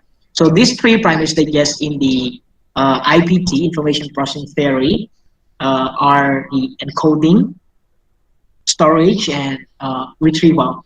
So encoding is like the information is being sent, perceived, and attended to. For the storage, the information is being stored for either a brief or extended period of time. So depending upon the process of following encoding. And then for the retrieval, the information is brought back at the appropriate time and reactivated for the use of the current tasks. So the true measure of the effective memory. So what made the IPT possible is the notion that cognitive processes could be described in a stage like model. So the stages to processing, following, or to follow the trail along with the which information is taken into a memory system and brought back, or we call the this recalled with back our memories is needed. So most theories of the information processing revolve around the three main stages in the memory process. So we have the first one, the sensory register. So what is the sensory register? But the first step in the information processing model holds all the sensory information for a very brief time. It's what we call like it's milliseconds. It's only for like milliseconds, and for its capacity, like what I said, our mind receives a great amount of information, but it is more than what our minds can hold or perceive. For its duration, the sensory register only holds the information for an extremely brief period. In order, like milliseconds, 1 or 3 seconds, that's the longest one.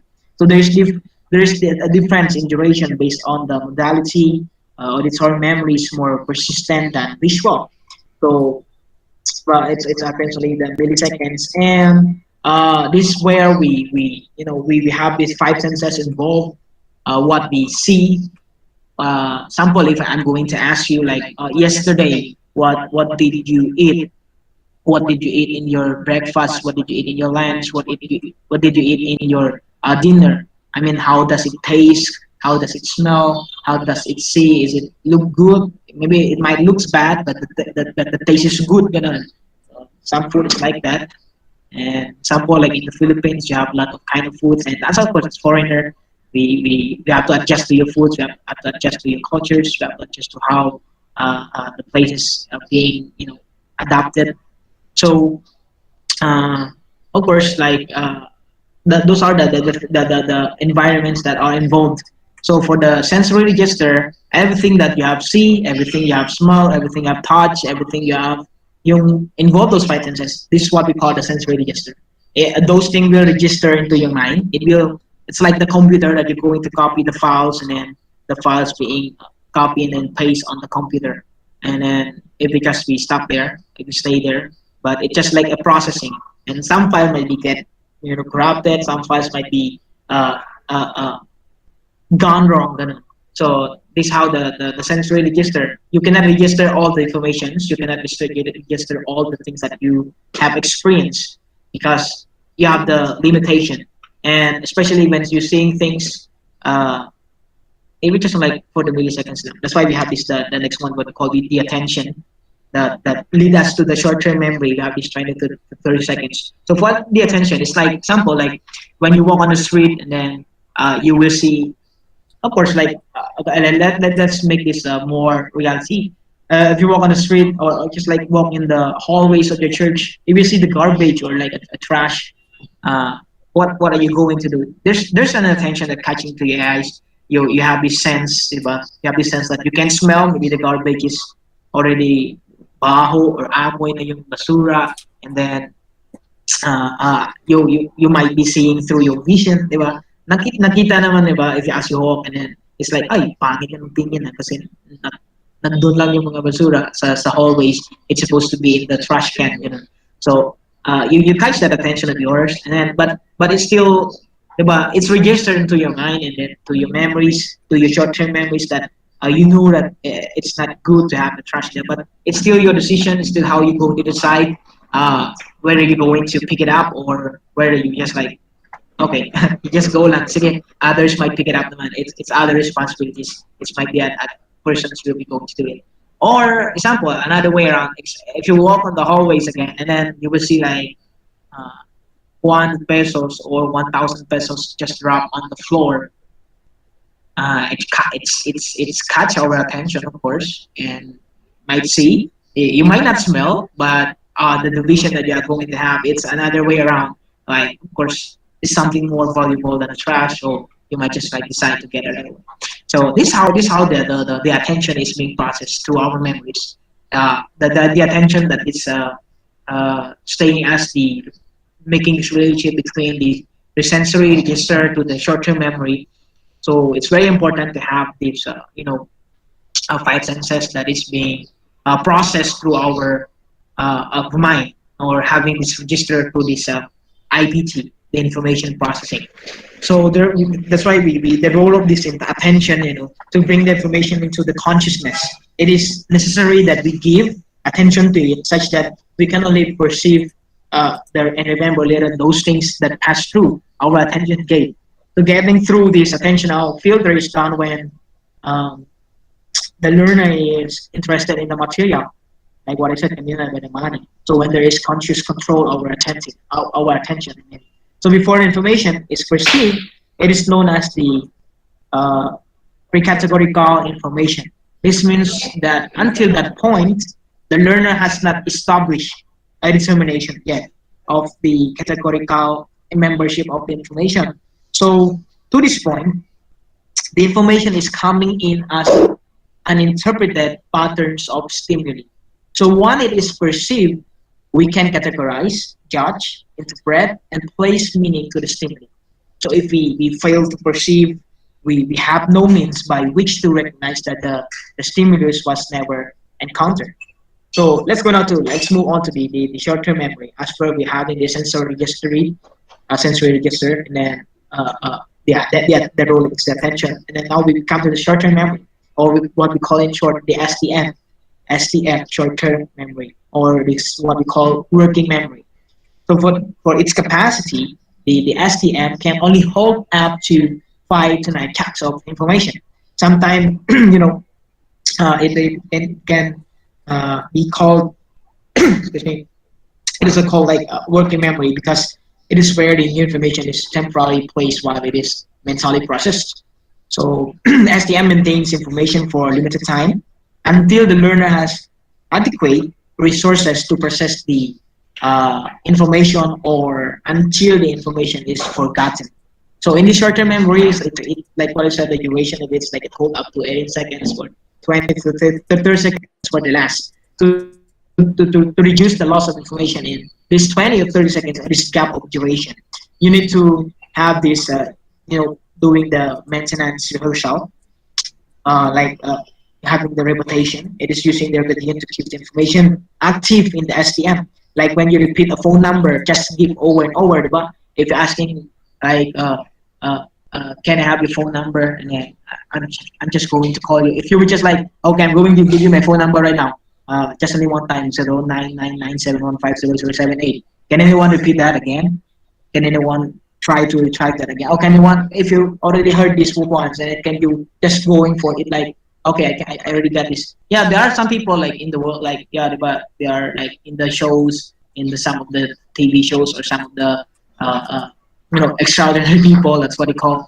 They having this kind of minds that it might look so impossible, extraordinary with them. Like you just like see them a little, and they can just the memories can gather that way. So it depends on some of us. As you get older, our memories is getting older as well.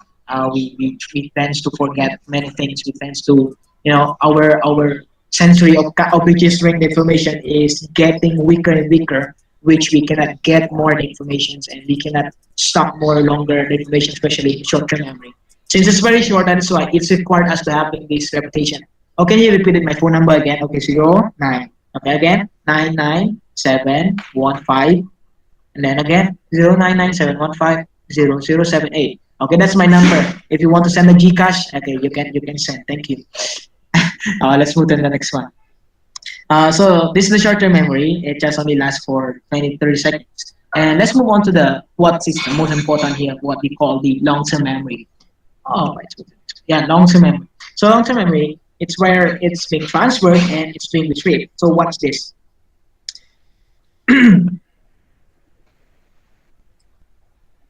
Long-term memory, or they call also the short-term LTM, long-term memory. So the long-term memory is the final or the permanent storing house for the memory information. So it holds the stored information until it needed again. So for its capacity, it has unlimited capacity.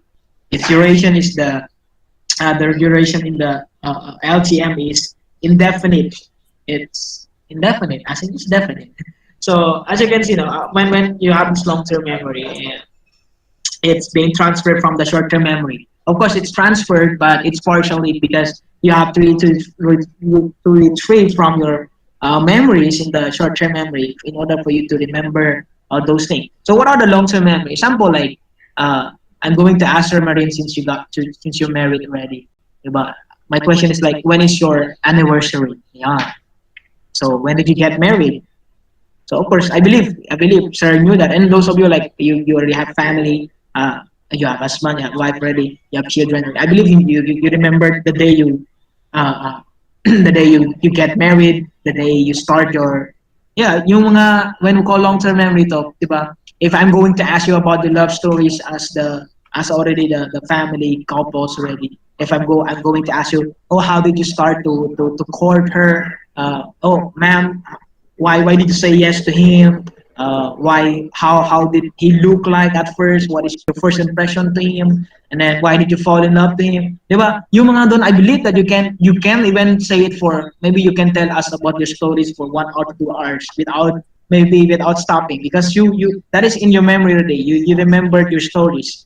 And diba, you're trying to retrieve your from your old memories, like, oh, this is how it started. I we have a first date in McDonald's. I give her the coffee, ganun, and then she pay for me. Ganun. And I believe that you have those memories. And those are the long-term memories. Just only samples only. And let's move on. And May I let's say move on. something, Ayan. since Yes, sir. you're looking for your wife to be, don't ever forget your anniversary date. Yan. Okay, don't ever. It will be the worst nightmare. It will if your future wife will ask you to date, but you can remember the date of your wedding. Oh no, that's a deadlock. Will be a deadlock. Buti naman, di pa ako maasawa. I don't have wife yet, so no problem. So it's okay. I'm still single. Let's think about in the future. But those who are about to get married, ayan, you take the tips from sir. Remember your anniversary, especially men. Anyway, so ayan na. Let's move on. We have this, as we can see na from the sensory, short-term memory and long-term memory. We have this what we call in the center or the main of it. We have the executive control processes. So the executive control processes involve the executive processor, or what is referred to what we call the metacognitive skills. So this process guide the flow of information through the system. It also helps the learner to make informed the decisions about how to categorize, organize, or interpret information. Sample of the processes are attention, rehearsals, or organizations. So of course, when we say about these things, memories, kahit long-term memories or short-term memories, or we register the mga informations that are surrounded us by this environment. We have this forgetting. So forgetting is the inability to retrieve or access information when needed. So these are two main ways in which forgetting likely occurs. Decay. Information is not attended to or eventually fades away, very prevalent or in working memory, in the short-term memory. And for interference, new or old information blocks access to the information in the question.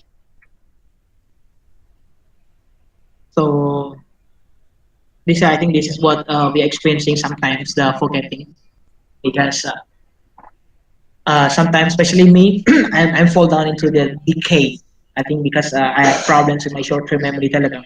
Like, my short-term memory really works like, work lang, but then it will be like, boom, wala na talaga.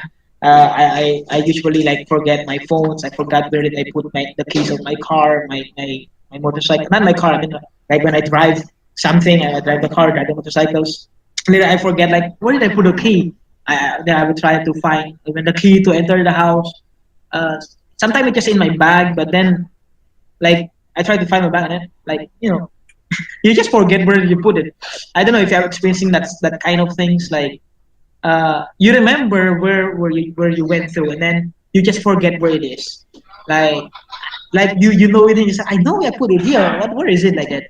So it's will drive you very, pardon for the word, drive you crazy because it's drive me crazy talaga. Sometimes, especially when it happens to me many times, especially with my keys, my phones, and my eyeglasses.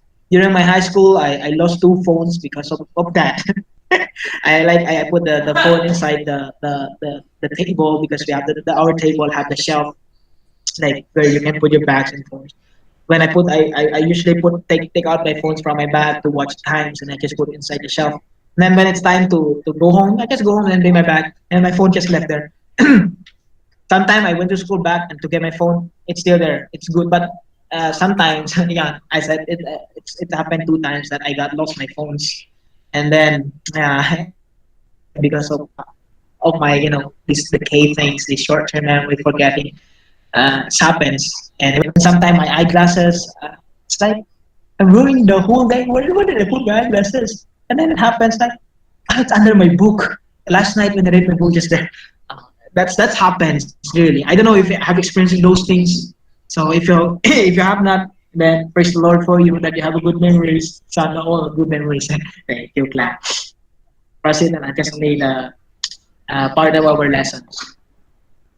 So let's move on. We have the next one is what we call the methods for increasing retrieval of information. I think I don't put this one on slides because it's just only it's last part already. I'm just going to to have this discussed briefly left. Because these methods of increasing the retrieval of information, how you're going to retrieve, it's just only some sense of the tips that how you're going to make your retrieve your memory. Of course, first one we have this rehearsal. So rehearsal, this is the repeating information verbatim, either mentally or aloud. I think this happens to me. About like I said, how I forget things, and then how I'm going to rehearse it so that I'm going to close my eyes, and then I'm going to think where did I start my things. I'm going to start from the beginning, like where did I go, how did I start this, how did I do with this, or how did I say something like this. Like I'm going to rehearsing the thing, like the procedures, how it started, how it begins until it ends. Yeah, sometimes it works to me. Like I'm going to walk around like how many times like through the memories that I remember, and then later on I will just go to this place, right, left, set straight to the room, to this one, to the bathroom. Later on, it's here. Yeah, it's true. It's there. The thing is there. So that's how I rehearse how I retrieve retrieve my information, my memories before that it stocks in the short-term memory that I have to retrieve it to in order for it to transfer into my long-term memory for me to remember. And then you have the meaningful learning. So this is making connections between the new information and prior knowledge. Excuse me. And the organizations, it is making connections among various pieces of information. So info that is organized efficiently or efficiently, it should be recalled. But if some of you might be, you are like organized person, like you love to see your things being organized in orders. I think I believe that's what the Bible says as well. Like about we are to keep things in orders. And when things are in orders, when things are being organized, like if it's your things, you know where it is. You know where your things are.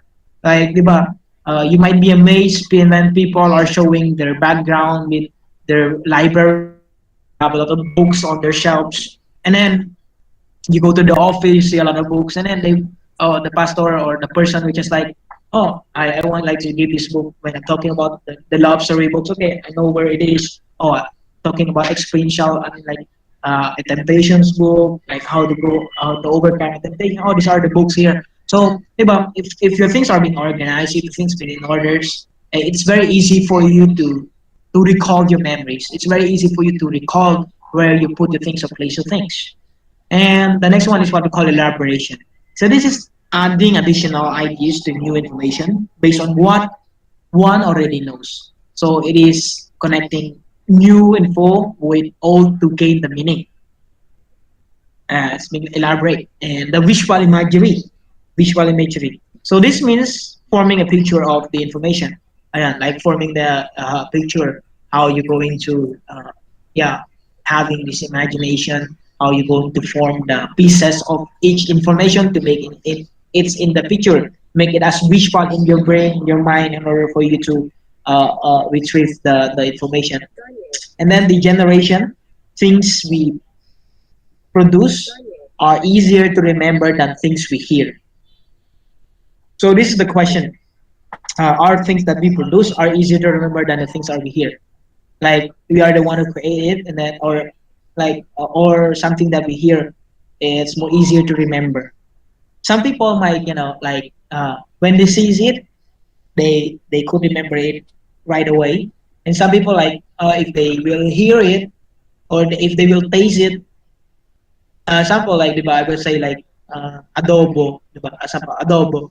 So when you say adobo, maybe to others people, you say adobo chicken in the Philippines, adobo pork in the Philippines. They might hear it, and then of course when you hear it, what does it taste or what does it looks like?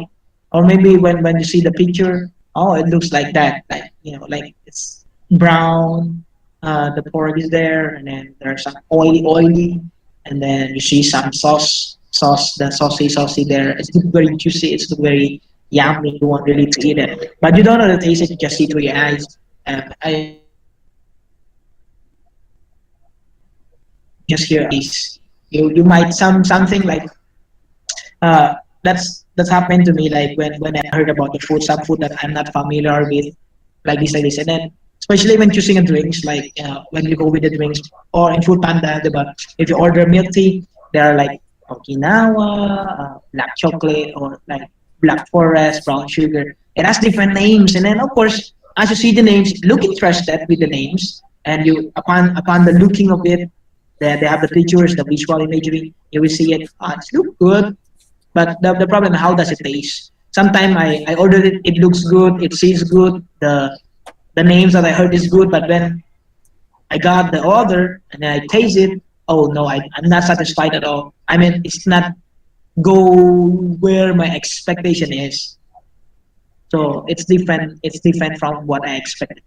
So I expected like maybe it might be sweet and sour, that could refresh my brain when I drink it, but then it's just like uh, the yeah, basta ganun na lang. And let's move on to the next one, context. So remembering the situations helps recall the information. So diba, the context, you try to see the context or the background of how it happens, diba? Remembering the situation, it helps recover the information.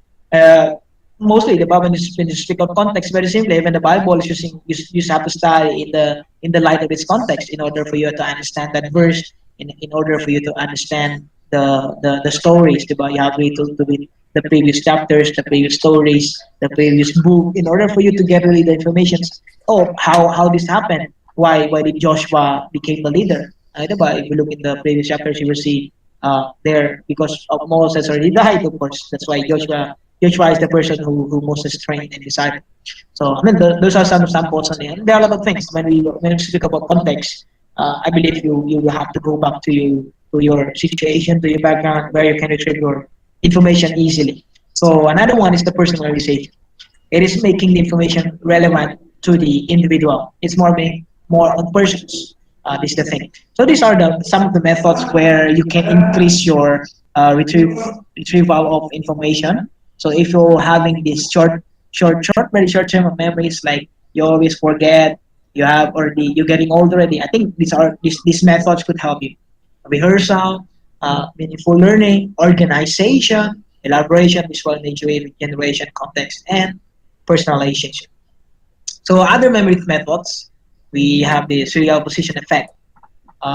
You will remember the beginning and end of the list more readily. And part of learning, break up the list or chunk information to increase memorization.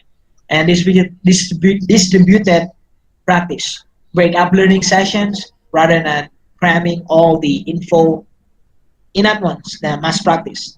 And mnemonic aids. So these are memory techniques that the learners may employ to help them to remain and retrieve information more effectively. So this includes uh, the lockout technique, the acronyms, the sentence construction, peg word or the association techniques, and among others.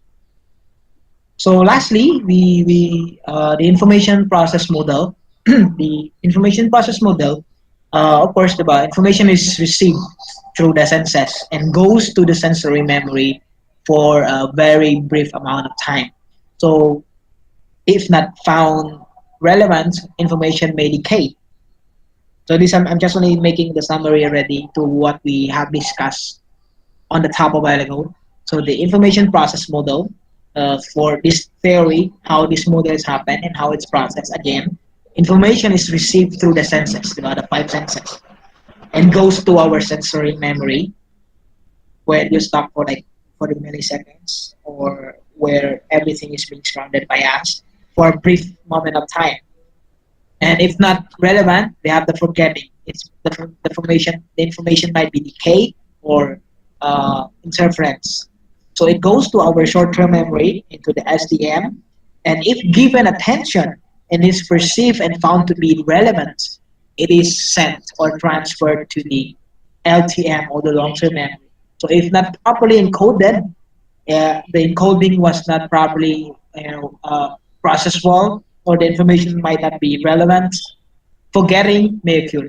The forgetting may occur there.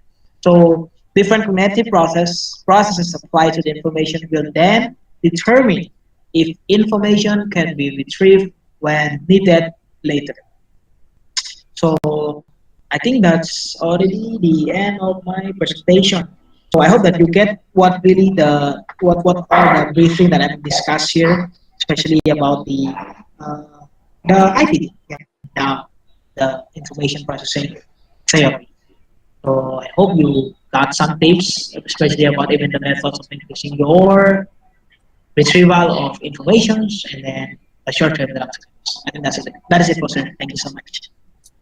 Okay, thank you, Adi. You're muted, sir. Okay, you have not heard the clap. Okay, thank you, D. In fact, this is an important theory because this is the foundation of computer system, wherein they recognize our human brain as the model of computer, wherein there are three things here. No, there is what we call the information acquisition, and then the information processing, and then the information storage and the retrieval. No? So these are the processes applied also to any computer system or even in your mobile phones. No? So because the computers now is defined not only confined for PCs and laptop, but it could be extended to all devices that could acquire input, process it, and there is a required output that is computer already. And the very foundation of this is the one that was discussed to us, this information processing theory. Okay, thank you, Dee, for your presentation. Do you have some clarification, guys? You may ask now, or could you please whatever. Yes, John, Miss May, raise her hand. Good morning po. Yeah, good morning. I just want to ask, it was also discussed to us during when I was still in university, but it's not yet confirmed. Is it possible or is it acceptable that we include pain as the sixth sense, since it also has the ability to give us and perceive things without using the other senses? During our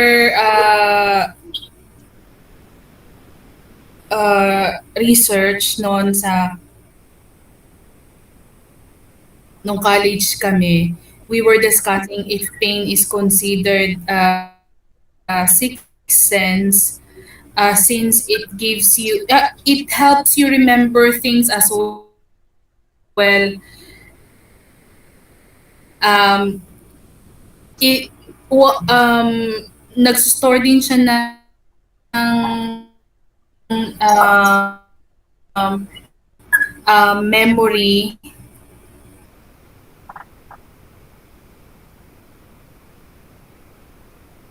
sa brain mo every time you feel pain. I will give example. For example,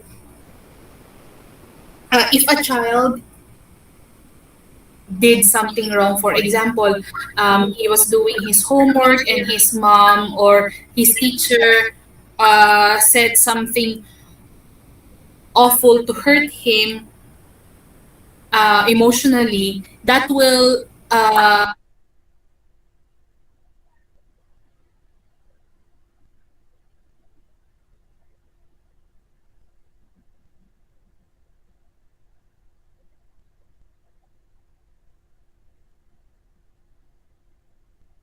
Okay, May, please continue.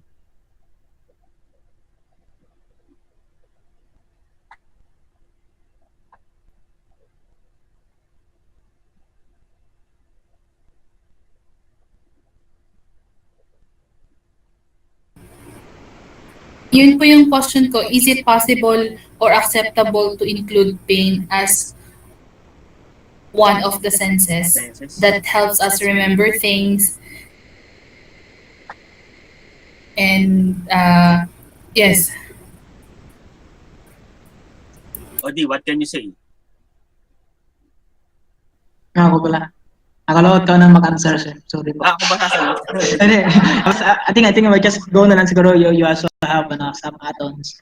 But I think for me only, I mean, for my opinions, I think it still can change the facts that there are still 5 senses. Because like what you have discussed, because of course through your experiences, through your research in your universities or in your college, that because diba pains, sometimes it's hurt, diba, because of the experiences that we go through, the situation that you have experienced, and it's always giving you back the memories, diba.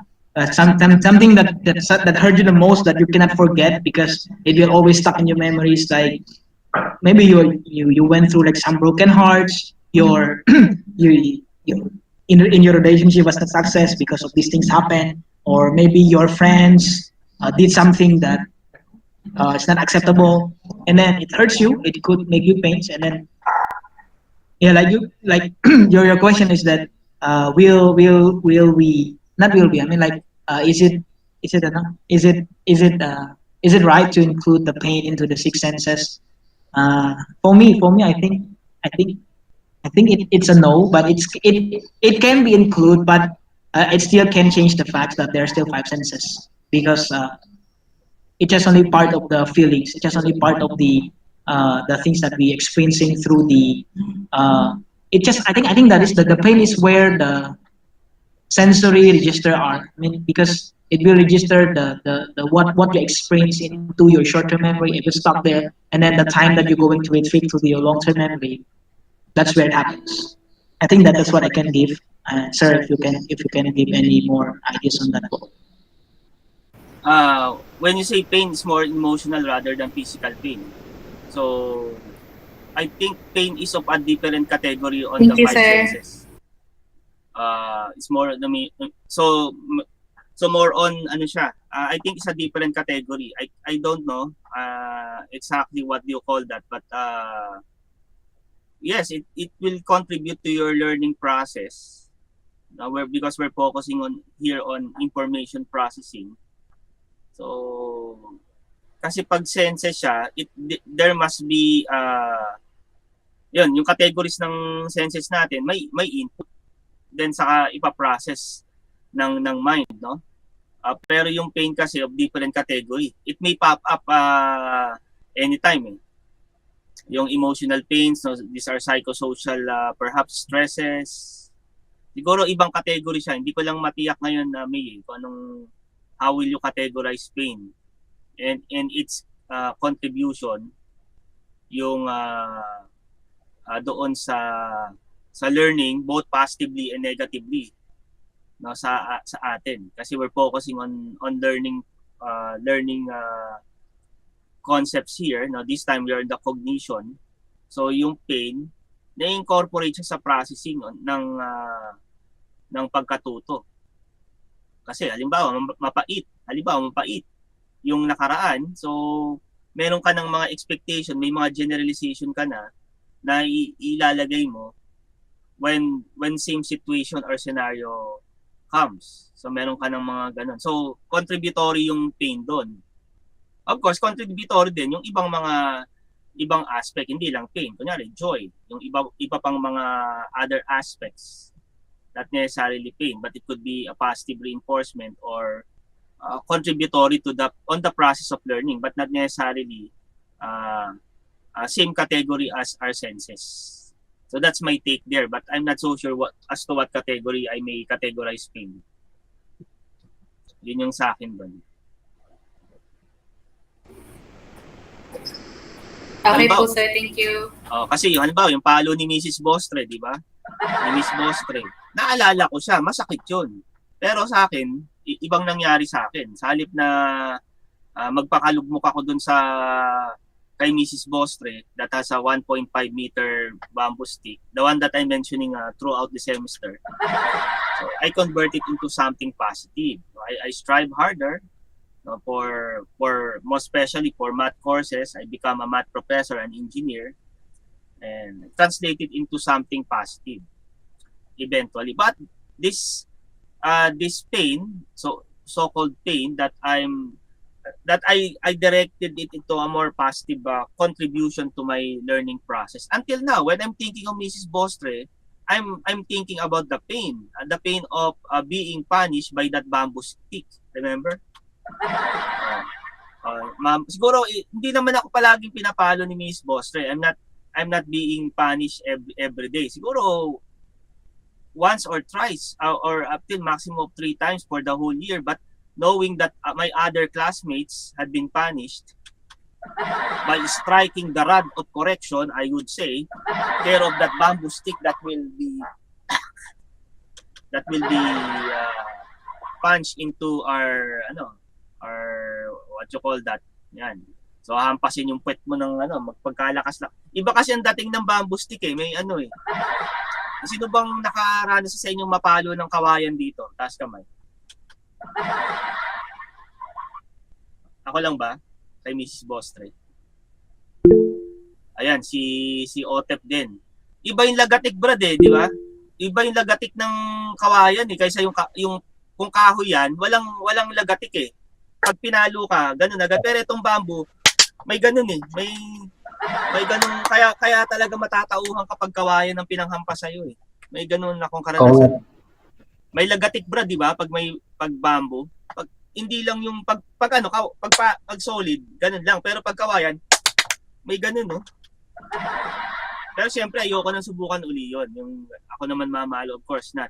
So, siguro, na-retain sa memory ko, that's a form of a pain. Then eventually, I'm just getting through what Mace is telling, no? Mame, no? And then eventually, that contributes to my learning as well. But not necessarily on my sensory perception, on my senses anymore, but more on the mental process. Perhaps yun din yung sinasabi ni Di kanina, no? Okay, so other thoughts? Thank you, May, for that. Before we give the certificate of appreciation to our speaker. Other thoughts? Unfortunately, Jerem will not be here. So, ayan, I already messaged him, may meeting. So, ang rule natin, if you cannot present on the presentation, you will choose another topic of the ebook on week number 12. Week number 12 na si Jerem. No, not anymore the same topic because I'll be briefly discussing that today. So by the way, all of the modules, no, until this point will be uploaded sooner or later, and also the evaluation form as well as the reflective summary is updated every time, no. So I just created one topic, and then the attachment is updated every time. So you just visit that. Anyway, if you will be, I know you will be notified by your through your BBCMP account. But you just check the classroom, click on the reflective summary. It will be updated every time. Every time we have presentation. So of course the evaluation form as well. Okay. So yun yung ating ano. Okay, other thoughts. Pero good point yung pain kasi yung pain talagang ano it will make or break you, no? If you will consider it yung pain pag meron kasing iba na hindi na matagalan yung ano, no? So it could have a reaction negatively. But for me, no, do bata pa naman, iba-ibang levels ng pain, iba-ibang kategorya niyan. So it turns out by God's grace, a positive impact on me, on my learning. So every time I tell Mrs. Bostres doing that time, that was 1985. No? Hindi ko siya naalala dahil nagturo siya. Naalala ko siya dahil nangahampas siya ng kawayan. Right? But of course, I don't have no hurt feelings. Of course, I have long been forgiven her if she realized that. But I don't think so. But nevertheless, yes, Pastor RJ.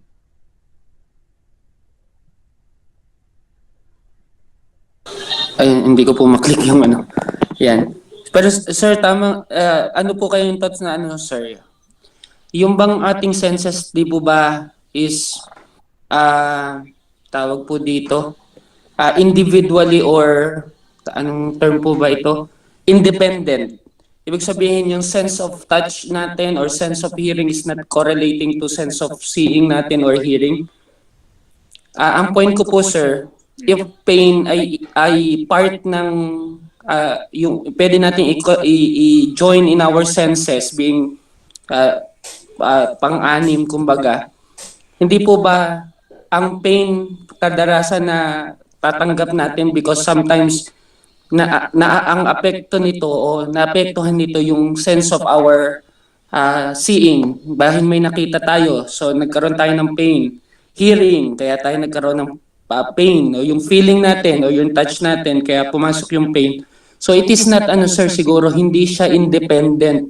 May naka-affect sa pain, kaya siya, nakukuha mo yung touch, nahihirapan ako mag-explain sir. Pero hindi siya independent, kumbaga. Yeah, it's not parang, independent. Opo. So, parang sa akin, kaya parang hindi siya pwedeng isama in our senses if it depends doon sa seeing and touching or yung other senses. May point ka doon. Kaya nga ang ano ko lang, it's a different category. It's not the same category as our five senses. So hindi lang ako sure doon sa terminologies na ginamit. But still contributory to our learning. Whether positive or negative. Okay. Noted on that. I think that's not dependent or independent. Tama ba? Ano ba yung ano mo? Hindi siya sir independent katulad ng touch. Hiwalay siya sa sense of seeing natin and hearing kumbaga. So independent po sila pero ang pain ay may contribution ng nakita natin, narinig natin. So hindi siya independent, may nag-affect sa pain para masabi natin na independent sense siya sa tao. Okay. Sige, I got so dependent po siya sa nakita kasi hindi naman tayo nasasaktan kung hindi natin nakita, narinig o kumbaga kasi na example po kasi may narinig tayong something and that is sense of hearing. Opo, kaya po namarites halimbawa. Diba, masakit 'yun pag na-chismis, 'di ba? Lalo na kapatiran pa 'yung ng chismis, masakit 'yun. Pero I got your point there. Ayan, ang point ni Ira dito, yung result ng senses. It's pain. Because of the perception, yung result niya, after you have acquired the information, because there's information acquisition. But once you get into your senses, doon na naging pain siya. May ano rin si Ira doon. Yung comment ni Ira. Okay, thank you RJ for that. Though I'm not an expert on this, no, hindi ko nga rin alam yung categorization nun. May siguro some experts baka may mga chances tayo makita yon. All right. So without further ado, I would like to present this. Thank you guys. Are there comments before we Anyway, my presentation will be brief. In lieu of Jerem's absence. Okay? So I'm presenting this certificate of appreciation to D for in grateful acknowledgement of his invaluable effort in imparting knowledge and insight as a resource speaker for our course EDU115 seminar series on learning with a special topic on information processing given this 12th day of March 2022 by stream, Google Meet, and YouTube live stream. Okay, take this plaque, not plaque, or tablet, not also the tablet, but just an image of the certificate. Congratulations. Thank you, sir. Ayan, so anyway, this is an inverted view because of the camera, but anyway, this is the actual certificate of appreciation. Congratulations. Thank you po. So now I'm sorry I have technical issues in presenting, but nevertheless I will just have a talking time. I'll just talk and talk here regarding the Gagne assumption. I think that's the condition of learning. That's the next topic where Jerem should supposedly discuss, or sometimes we call it cumulative learning. There's accumulation of learning, or perhaps the concept of prerequisite. The concept of prerequisite is essential on Gagne's Robert Neil Gagne's condition of learning or cumulative learning, because there are some prerequisites. There are some prerequisites to more advanced topics or more advanced learning. For instance, let me give a case for say as math major, I need to understand first the basic concept of mathematics, arithmetic. So we have arithmetic, you have algebra, and then concepts of geometry, trigonometry, and then these are all prerequisites to what we call calculus. Ayan yung binabanggit ni Irang calculus. Calculus 1, 2, 3, and other advanced mathematics. So without learning the foundation, without learning the prerequisites, we may not appreciate the advanced courses. Of course, this is also true with other disciplines. No?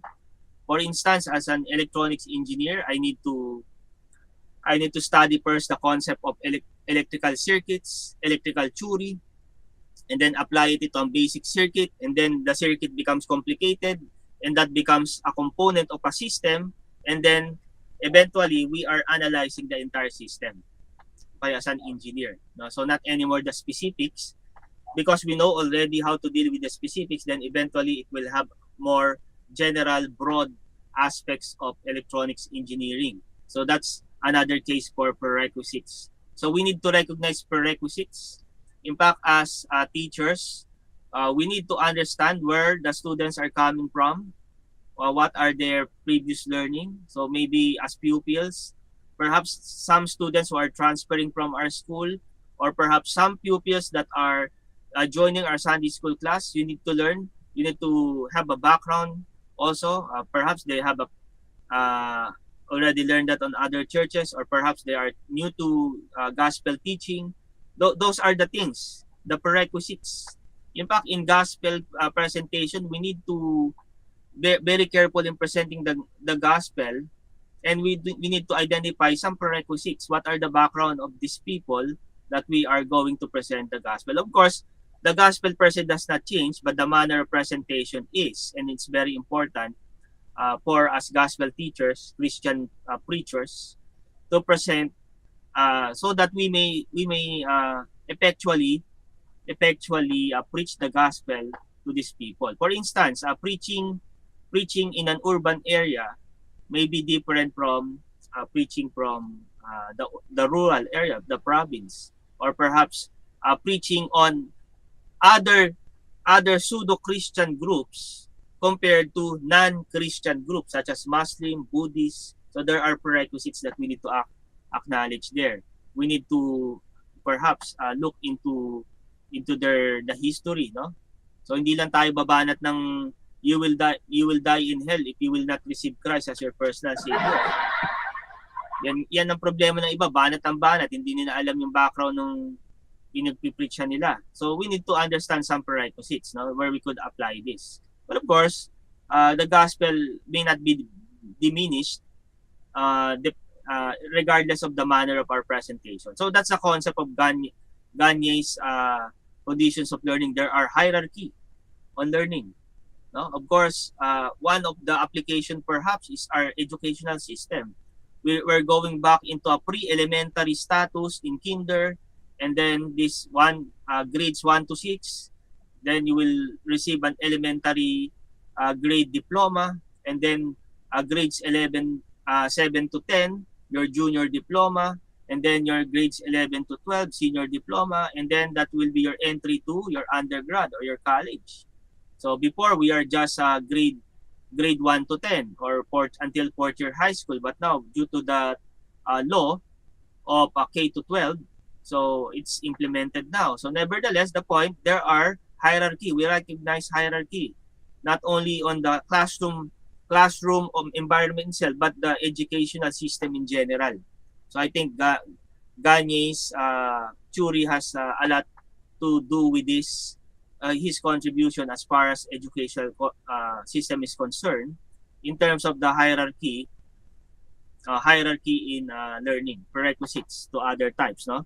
In theory, he specified several different types or levels of learning. Now, there are the levels of learning, and he stressed that internal, external conditions are needed for each learning. So there are internal in the sense of a learner, external on the environment as well, for us to meet these conditions for each type of learning. So may mga preconditions yan. Yan, kailangan natin na ma-meet yung conditions. So for instance, I won't teach calculus to English majors. Yeah, if I will be asked to teach mathematics to non-math majors, I would not teach calculus. No, that's very it will not meet the condition of learning, no, both externally and internally. Now, internally, in the sense of the students, they're not prepared. The prerequisites are not met. Externally, in my case, I may overdone the teaching. Kumbaga, baka masunog yung mga estudyante ko, literally. No? I may teach them foundations of mathematics. I may teach them history of mathematics. No, some of me, I won't teach them abstract algebra. No, ayan, namingiti si Gillian dyan. I won't teach them advanced calculus. No, but of course, we need to understand that there are prerequisites and those external, internal conditions for each learning. No, then this a concept of cumulative teaching that transition from simple to complex. That's why it's necessary for teachers to teach from simple to complicated or complex. So, ganun dapat. So, simple ka muna, mag 1 plus 1 ka muna dyan, 2 plus 2. Eventually, the repetitive addition becomes multiplication. Alright? Multiplication process. And eventually, they are already knew how to multiply. Then you do the reverse operation. You go back to addition, subtraction. You go back to multiplication, division. Then afterwards, after much, they are already perhaps knowledgeable on that area. You introduce exponentation, exponents, and then the opposite operation, radical. You don't teach them radical immediately or square roots or exponents. You teach them, you go back to the basic. Then every time there's prerequisites met, and then eventually you have complex. You could teach them complex things. No? Yan. So that's I think this is more appreciable in also teaching mathematics. But I know in English there are, of course, you could teach them ABCs, something like that, before teaching them the syntactical analysis of a phrase. No? You don't teach them syntactical analysis of the paragraph or a sentence if the students don't know how to read ABCs. So, yan lang naman ang alam ko kasi I'm studying Greek. No, I'm as far as being a preacher of the word, no, I need to understand some Greek grammars also, and it's very similar to English. So how will you identify syntactical analysis without even knowing the grammar of the language? All right, so there are so you start from simple to complex. All right, Also in the manner of our presentation in preaching the pulpit, there must be some generalization or general thought, or sometimes we call it the big idea, wherein the students or the congregation could grasp, and then eventually you could make some enhancement, or I would say some fleshing out of the structure of your text as you preach the word. So that becomes from simple to complex, which is widely used in many instructional environments. Learning skills are hierarchically arranged. No? So learning skills are hierarchical. There are prerequisites. I cannot teach you advanced mathematics if I don't know basic mathematics. So the learning skills, no? If you're not ready to be taught of calculus, that's quite impossible here. And I know the non-math majors will be mad at me if I'll do that. So we need to acknowledge hierarchy. In fact, in the general basic education, yes, we have basic education from grades kinder to 12, K to 12. Then you have higher education, and then you have graduate education. So on top of your bachelor's degree, you have post-baccalaureate. CTP is an example of post-baccalaureate. And then we have a master's degree, and then that's a graduate, and then postgraduate is your doctoral level. So there are hierarchy. You cannot go on to the next level without accomplishing the prerequisites. You cannot take your master's without bachelor. You cannot take doctorate without your master's degree, and so on. You cannot have your postdoctorate study if you're not a doctor, etc. and etc. Okay? Of course, I'll be uploading the material. Sorry, I have a slide, but I wonder why my sharing is disabled as of the moment. So nevertheless, you may review this in the material that I will be uploading sooner or later. The module particularly for module 11. Now, oh, it's already 10 o'clock. You have classes, guys, no? Tama ba? You have classes? Sige, tuloy ko na lang to. I think I don't want to, ako na magtutuloy next week. By the way, let's, our schedule, no? Let me remind you, a matter of reminder. Dali lang, guys,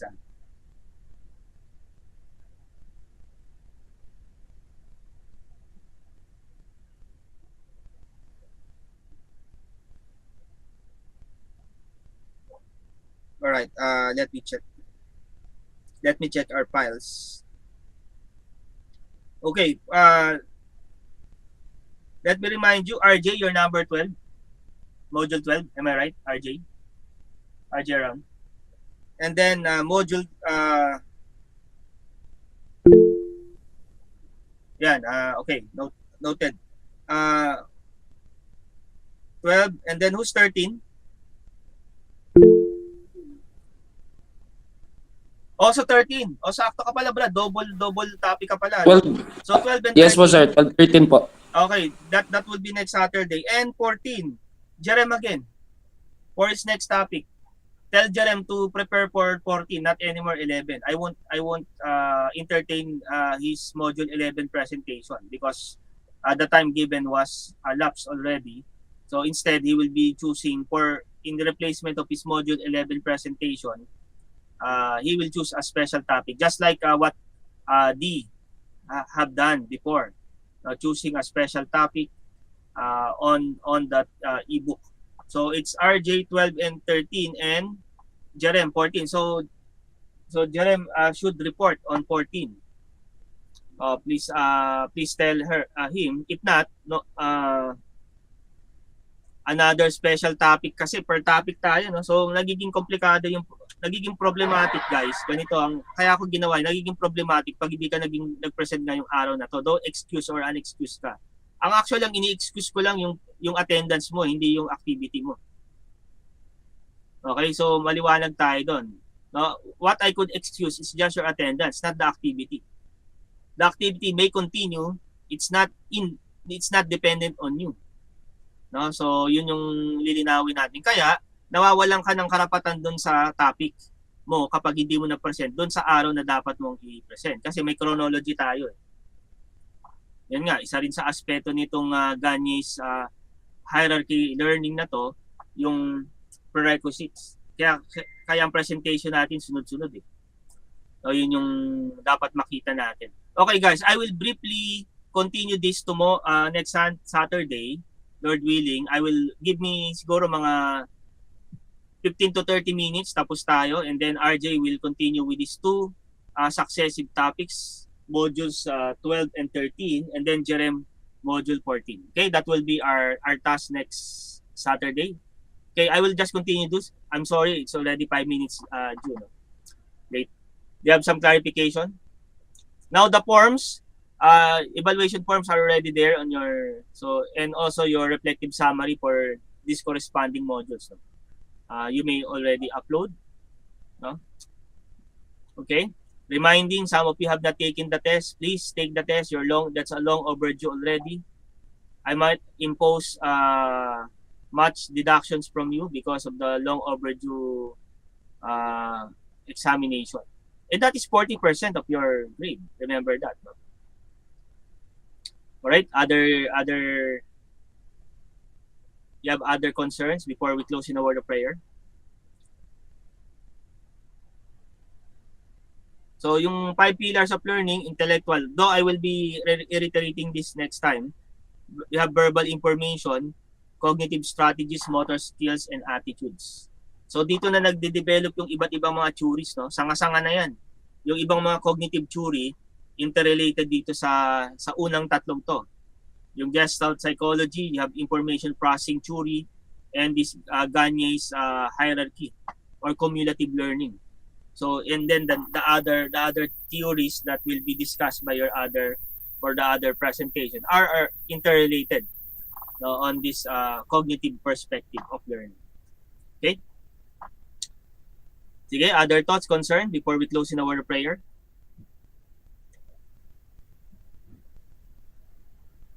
Okay, sige. I think none. So let's close. I'll be leading. Father in heaven, we thank you for this day. Thank you for this opportunity. Thank you for the two presentations that we have. Thank you, Lord, for the informations that we received. We pray that you will apply this. Thank you for Joy, Gillian, Joyce, and Dee that presented their piece. This had been a meaningful learning experience to us. Continually bless each one, and also that we may continue to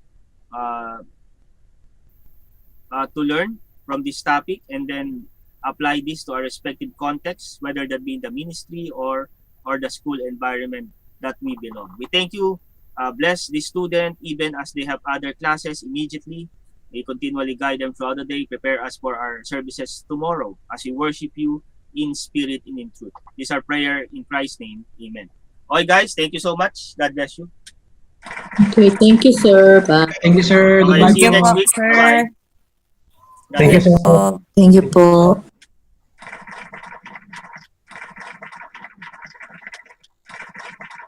Thank you, sir. Okay, God bless. Bye-bye.